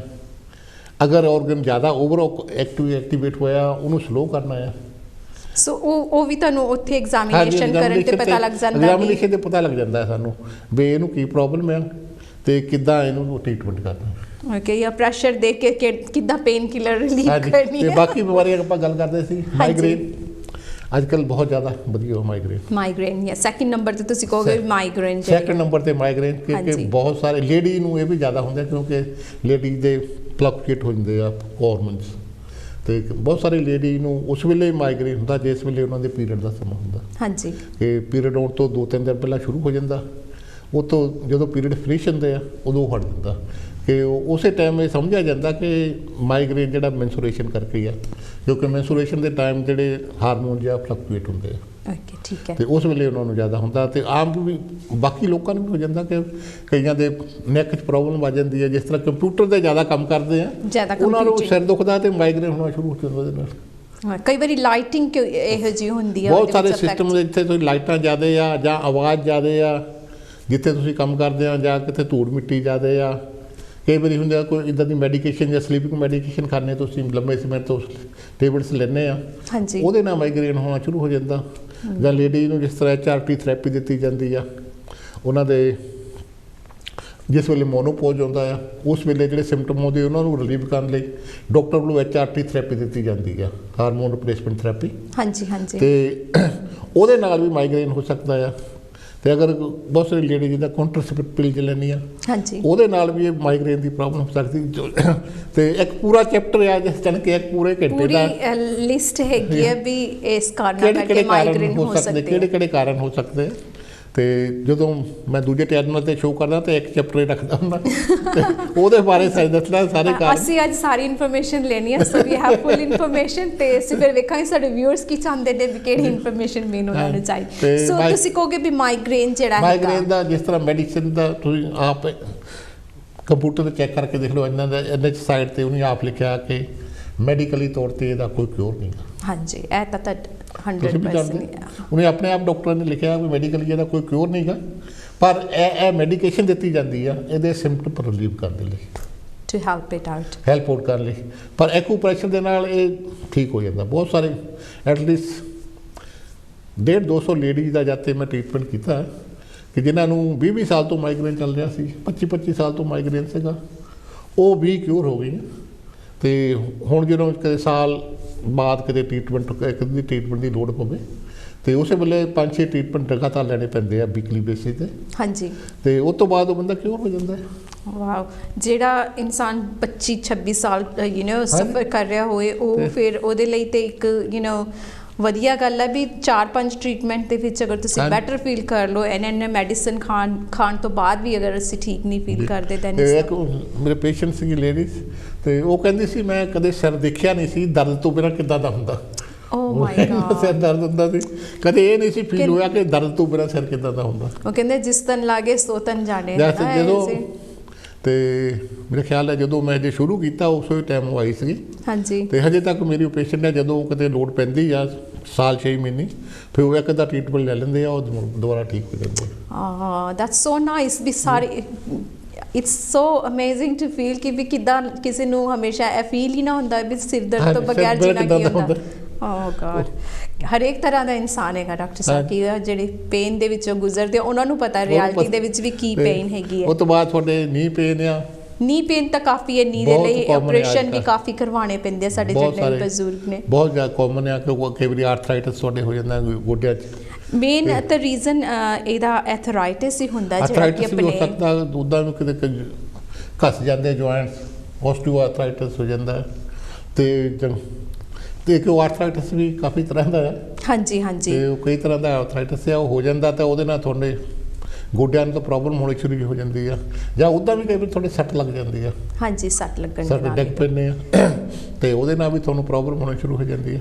ਤੇ ਤੁਸੀਂ ਕੀ ਕਹੋਗੇ ਕਿ ਜਿਹੜਾ ਐਥਰਾਈਟਿਸ ਜਿੱਦਾਂ ਗੋਡਿਆਂ ਦੇ ਵਿੱਚ ਹੁੰਦਾ ਹੈ, ਇਟਸ ਕਾਫੀ ਵੱਡਾ ਇਹਦਾ ਆਪਰੇਸ਼ਨ ਹੁੰਦਾ ਹੈ ਨਾ, ਨੀ ਲਈ ਆਈ ਥਿੰਕ ਜਿਹੜਾ ਕਰਦੇ ਹੈਗੇ ਆ, ਤੇ ਅਗਰ ਉਹ ਨਾ ਕਰਾਉਣ ਤੇ ਤੁਹਾਡੇ ਐਕੂਪ੍ਰੈਸ਼ਰ ਦੇ ਨਾਲ ਅਗਰ ਉਹ ਟਾਈਮ ਰਹਿੰਦੇ ਤੇ ਆ ਜਾਣ ਤੇ ਜਿਸ ਵੇਲੇ ਆਰਥਰਾਈਟਿਸ ਦੇ ਇੰਨਾ ਹਜੇ ਕੀਤਾ ਮਾਰ ਨਹੀਂ ਕੀਤੀ। ਸੋ ਕੀ ਸਾਈਨ ਤੁਸੀਂ ਕਹੋਗੇ ਵੀ ਐਥਰਾਈਟਿਸ ਦੇ ਤੁਹਾਡੇ ਗੋਡੇ 'ਚ ਆਣੇ ਚਾਲੂ ਹੋ ਜਾਣ ਤੇ ਉਦੋਂ ਹੀ ਤੁਸੀਂ ਸਟ੍ਰੇਟ ਅਵੇ ਐਕੂਪ੍ਰੈਸ਼ਰ ਲਓ ਤਾਂ ਗੋਡਿਆਂ 'ਚ ਸੋਜ ਆਉਣੀ ਸ਼ੁਰੂ ਹੋ ਜਾਂਦੀ, ਸੋਜ ਆ ਜਾਏ ਤਾਂ ਗੋਡਿਆਂ ਦੇ ਥੱਲੇ ਲੰਪਸ ਬਣਨੇ ਸ਼ੁਰੂ ਹੋ ਜਾਂਦੇ ਆ ਜੀ, ਗਿਲਟੇ ਬਣਨੇ ਸ਼ੁਰੂ ਹੋ ਜਾਂਦੇ ਗੋਡਿਆਂ ਦੇ ਥੱਲੇ ਪਾਸੇ। ਓਕੇ, ਤੇ ਉੱਪਰ ਵੀ ਤੁਹਾਡੇ ਪਤਾ ਲੱਗ ਜਾਂਦਾ ਕਿ ਜਦੋਂ ਅਸੀਂ ਦੇਖ ਲਈਦਾ ਹੱਥ ਲਾ ਕੇ ਪਤਾ ਲੱਗਦਾ ਕਿ ਇਹਨੂੰ ਆਰਥਰਾਈਟਿਸ ਹੈ ਜਾਂ ਉਦਾਂ ਗੋਡਾ ਦੁਖਦਾ ਹੈ। ਪਰ ਡਾਕਟਰ ਸਾਹਿਬ ਕਈ ਵਾਰੀ ਇਹ ਹੁੰਦਾ ਨਾ ਸਾਡੇ ਜਿਹੜੇ ਕਈ ਲੋਕ ਨੇ ਉਹ ਉਦੋਂ ਹੀ ਜਾਂਦੇ ਜਦੋਂ ਕਾਫੀ ਚੀਜ਼ ਅੱਗੇ ਤੱਕ ਵੱਧ ਜਾਂਦੀ ਹੈਗੀ ਹੈ। ਸਾਡੇ ਜਿਹੜੇ ਪੰਜਾਬੀ ਲੋਕ ਆ ਮੋਸਟਲੀ ਅਸੀਂ ਸਟਰੋਂਗ ਆ, ਪਹਿਲਾਂ ਤਾਂ ਅਸੀਂ ਥੋੜੀ ਛੋਟੀ ਮੋਟੀ ਬਿਮਾਰੀ ਨੂੰ ਬਣਦੇ ਨਹੀਂ। ਹਾਂਜੀ, ਉਹ ਜਾ ਥੋੜੇ ਜਦ ਵਧੇਗੀ ਤਾਂ ਅਸੀਂ ਦੇਖਾਂਗੇ ਕੋਈ ਦੇਸੀ ਨੁਸਖਾ ਕੋਈ ਦੱਸ ਦੇਵੇ, ਫਲਾਨੀ ਹੈ ਤੂੰ ਮੈਨੂੰ ਦੱਸ ਦੇ, ਫਲਾਨੀ ਹੈ ਤੂੰ ਦੱਸ ਦੇ, ਮੇਰੇ ਇੱਦਾਂ ਹੁੰਦੀ ਹੈ, ਉਹ ਕਹੂਗੀ ਆ ਤੂੰ ਮੂਲੀਆਂ ਦੇ ਪੱਤੇ ਵਾਲ ਕੇ ਪੀ ਲਾ, ਤੂੰ ਆਹ ਚੀਜ਼ ਖਾ ਲਾ, ਤੂੰ ਲਸਣ ਖਾਣਾ ਸ਼ੁਰੂ ਕਰ ਦੇ, ਤੂੰ ਹਲਦੀ ਲੈਣਾ ਸ਼ੁਰੂ ਕਰ ਦੇ। ਉਸ ਤੋਂ ਬਾਅਦ ਅਗਰ ਫਿਰ ਨਹੀਂ ਆਰਾਮ ਆਉਂਦਾ ਫਿਰ ਅਸੀਂ ਡਾਕਟਰ ਨੂੰ ਦੇਖਦੇ ਹਾਂ। ਹਾਂਜੀ, ਤੇ ਡਾਕਟਰ ਫਿਰ ਮੈਡੀਕੇਸ਼ਨ ਸ਼ੁਰੂ ਕਰਦੇ ਆ। ਹਾਂਜੀ, ਕਈ ਸਾਲ ਤਾਂ ਫਿਰ ਮੈਡੀਕੇਸ਼ਨ ਨਿਕਾਲਨੇ ਆ, ਥੋੜਾ ਗੋਲੀ ਖਾ ਲਈ ਤੇ ਚੱਲ ਪਿਆ ਕੰਮ ਤੇ। ਉਹ ਤੋਂ ਬਾਅਦ ਜਦੋਂ ਮੈਡੀਕੇਸ਼ਨ ਵੀ ਕੰਮ ਕਰਨ ਹੋਣੀ ਆ ਫਿਰ ਸਾਡੇ ਵਰਗੇ ਨੂੰ ਦੇਖਦੇ ਆ। ਤੁਸੀਂ ਆਪ ਅੰਦਾਜ਼ਾ ਲਾ ਸਕਦੇ ਆ ਕਿ ਉਸ ਵੇਲੇ ਮਰੀਜ਼ ਦੀ ਕੀ ਕੰਡੀਸ਼ਨ ਹੋਏਗੀ। ਉਹ ਫਿਰ ਕਾਫੀ ਹਾਇਰ ਲੈਵਲ ਤੇ ਉਹਨਾਂ ਦੀ ਕੰਡੀਸ਼ਨ ਹੋ ਜਾਂਦੀ ਹੈ ਜਦੋਂ ਆਉਂਦੀ ਹੈ। ਪਰ ਫਿਰ ਵੀ ਐਕੂਪ੍ਰੈਸ਼ਰ ਨਾਲ ਬਹੁਤ ਸਾਰੇ ਲੋਕ ਠੀਕ ਹੁੰਦੇ। ਸੋ ਕਿਹੜੇ ਤੁਸੀਂ ਮੈਂਸ਼ਨ ਕੀਤਾ ਮਾਈਗ੍ਰੇਨ, ਬੈਕ ਪੇਨ, ਥਾਇਰਾਇਡ ਦਾ ਵੀ ਆਪਾਂ ਜਾਣਦੇ। ਥਾਇਰਾਇਡ ਦਾ ਮੇਨਲੀ ਐਕੂਪ੍ਰੈਸ਼ਰ ਨਾਲ ਜਦ ਵੇਲੇ ਗੋਲੀਆਂ ਖਾਣੀਆਂ ਸ਼ੁਰੂ ਕਰ ਦਿੰਦੇ ਉਸ ਵੇਲੇ ਨਹੀਂ ਐਕੂਪ੍ਰੈਸ਼ਰ ਕੰਮ ਕਰਦਾ। ਹਾਂ, ਉਹਦੀ ਟ੍ਰੀਟਮੈਂਟ ਜਿਹੜੀ ਕਰੀਦੀ ਆ ਉਹਨਾਂ ਤੁਹਾਡਾ ਵਾਧਾ ਨਹੀਂ ਗਾ, ਹੋ ਸਕਦਾ ਉਹ ਤੋਂ ਹੌਲੀ ਹੌਲੀ ਘੱਟ ਜਾਵੇ ਕਿਉਂਕਿ ਥੋੜਾ ਲੰਬਾ ਟ੍ਰੀਟਮੈਂਟ ਹੁੰਦਾ ਕਿ ਆਪਣੇ ਜਿਹੜੇ ਲੋਕ ਆ ਪੰਜਾਬੀ ਲੋਕ ਆ ਉਹ ਇੰਨਾ ਟ੍ਰੀਟਮੈਂਟ ਲੈਂਦੇ ਨਹੀਂ ਗਏ।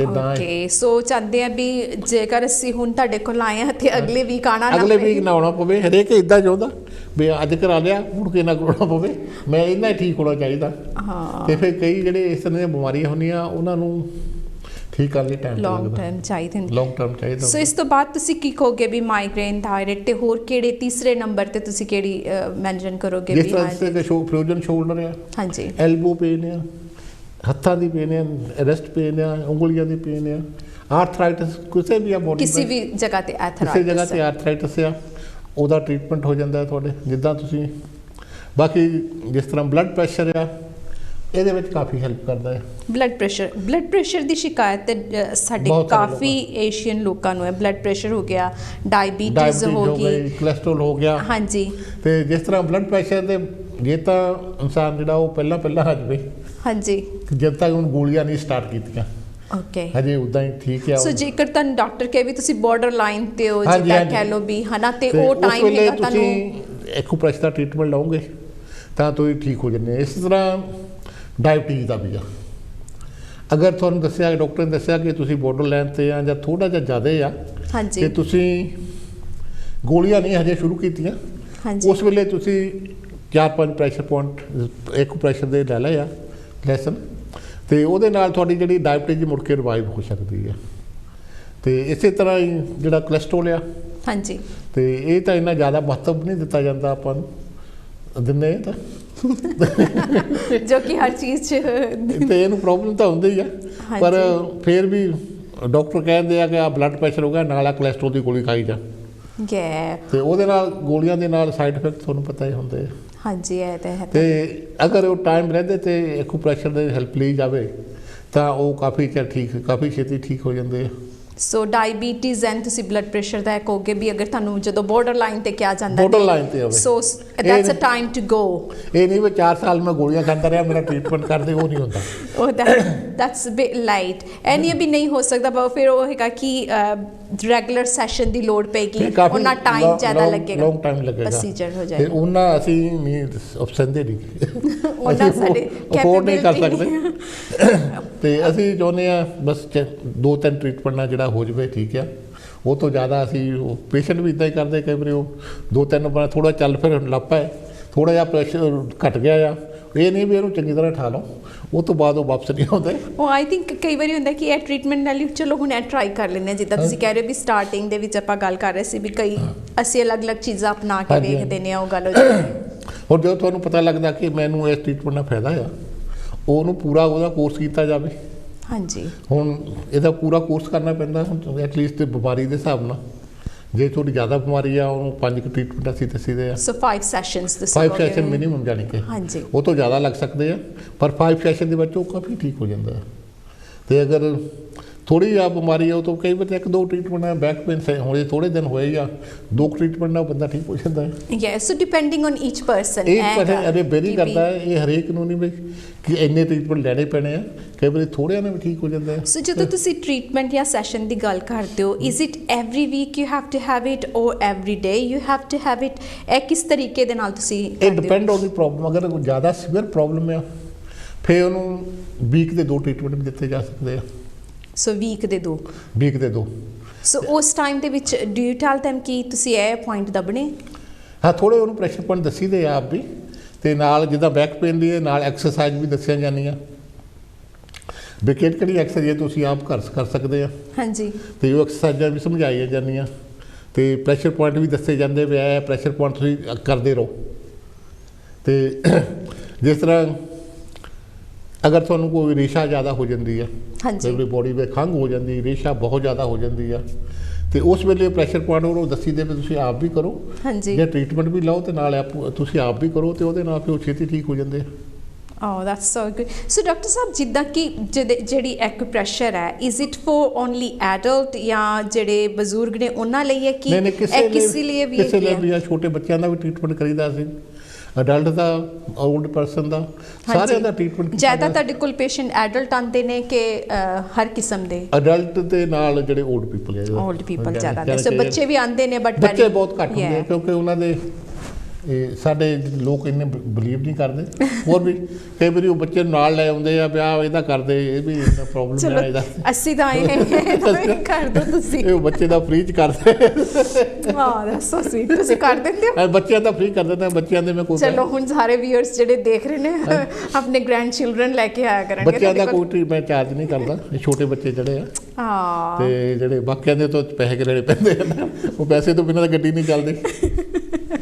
ਸੋ ਡਾਕਟਰ ਸਾਹਿਬ ਹੋਰ ਥੋੜਾ ਜਿਹਾ ਜਾਣਾਂਗੇ ਵੀ ਜਿਹੜੇ ਸਾਡੇ ਪ੍ਰੈਸ਼ਰ ਪੁਆਇੰਟ ਦੇ ਬਾਰੇ ਹੈ ਨਾ, ਥੋੜੀ ਜਿਹੀ ਹੁਣ ਅਸੀਂ ਗੱਲ ਵੀ ਜ਼ਿਆਦਾਤਰ ਜਿਹੜੇ ਪ੍ਰੈਸ਼ਰ ਪੁਆਇੰਟ ਨੇ ਪੈਰਾਂ ਦੇ ਜ਼ਰੀਏ ਦੇ ਨਾਲ ਹੀ ਨੱਪੇ ਜਾਂਦੇ ਆ, ਤੇ ਹੱਥਾਂ ਦਾ ਵੀ ਤੁਸੀਂ ਕਰਦੇ ਹੋ? ਵੀ ਹੱਥਾਂ ਦੇ ਵੀ ਸਾਰੇ ਬੋਡੀ ਦੇ ਉੱਤੇ ਸਾਨੂੰ ਟ੍ਰੀਟਮੈਂਟ ਕਰਨਾ ਪੈਂਦਾ। ਇਵਨ ਜਿੱਥੇ ਜਿੱਥੇ ਮੈਰੀਡਨ ਲੰਘਦੀਆਂ ਨੇ, ਜਿਸ ਤਰ੍ਹਾਂ ਮੈਰੀਡਨ ਚੱਲਦੀਆਂ ਆ, ਉਸ ਮੈਰੀਡਨ ਦੇ ਉੱਤੇ ਸਾਨੂੰ ਵਰਕ ਕਰਨਾ ਪੈਂਦਾ ਆ।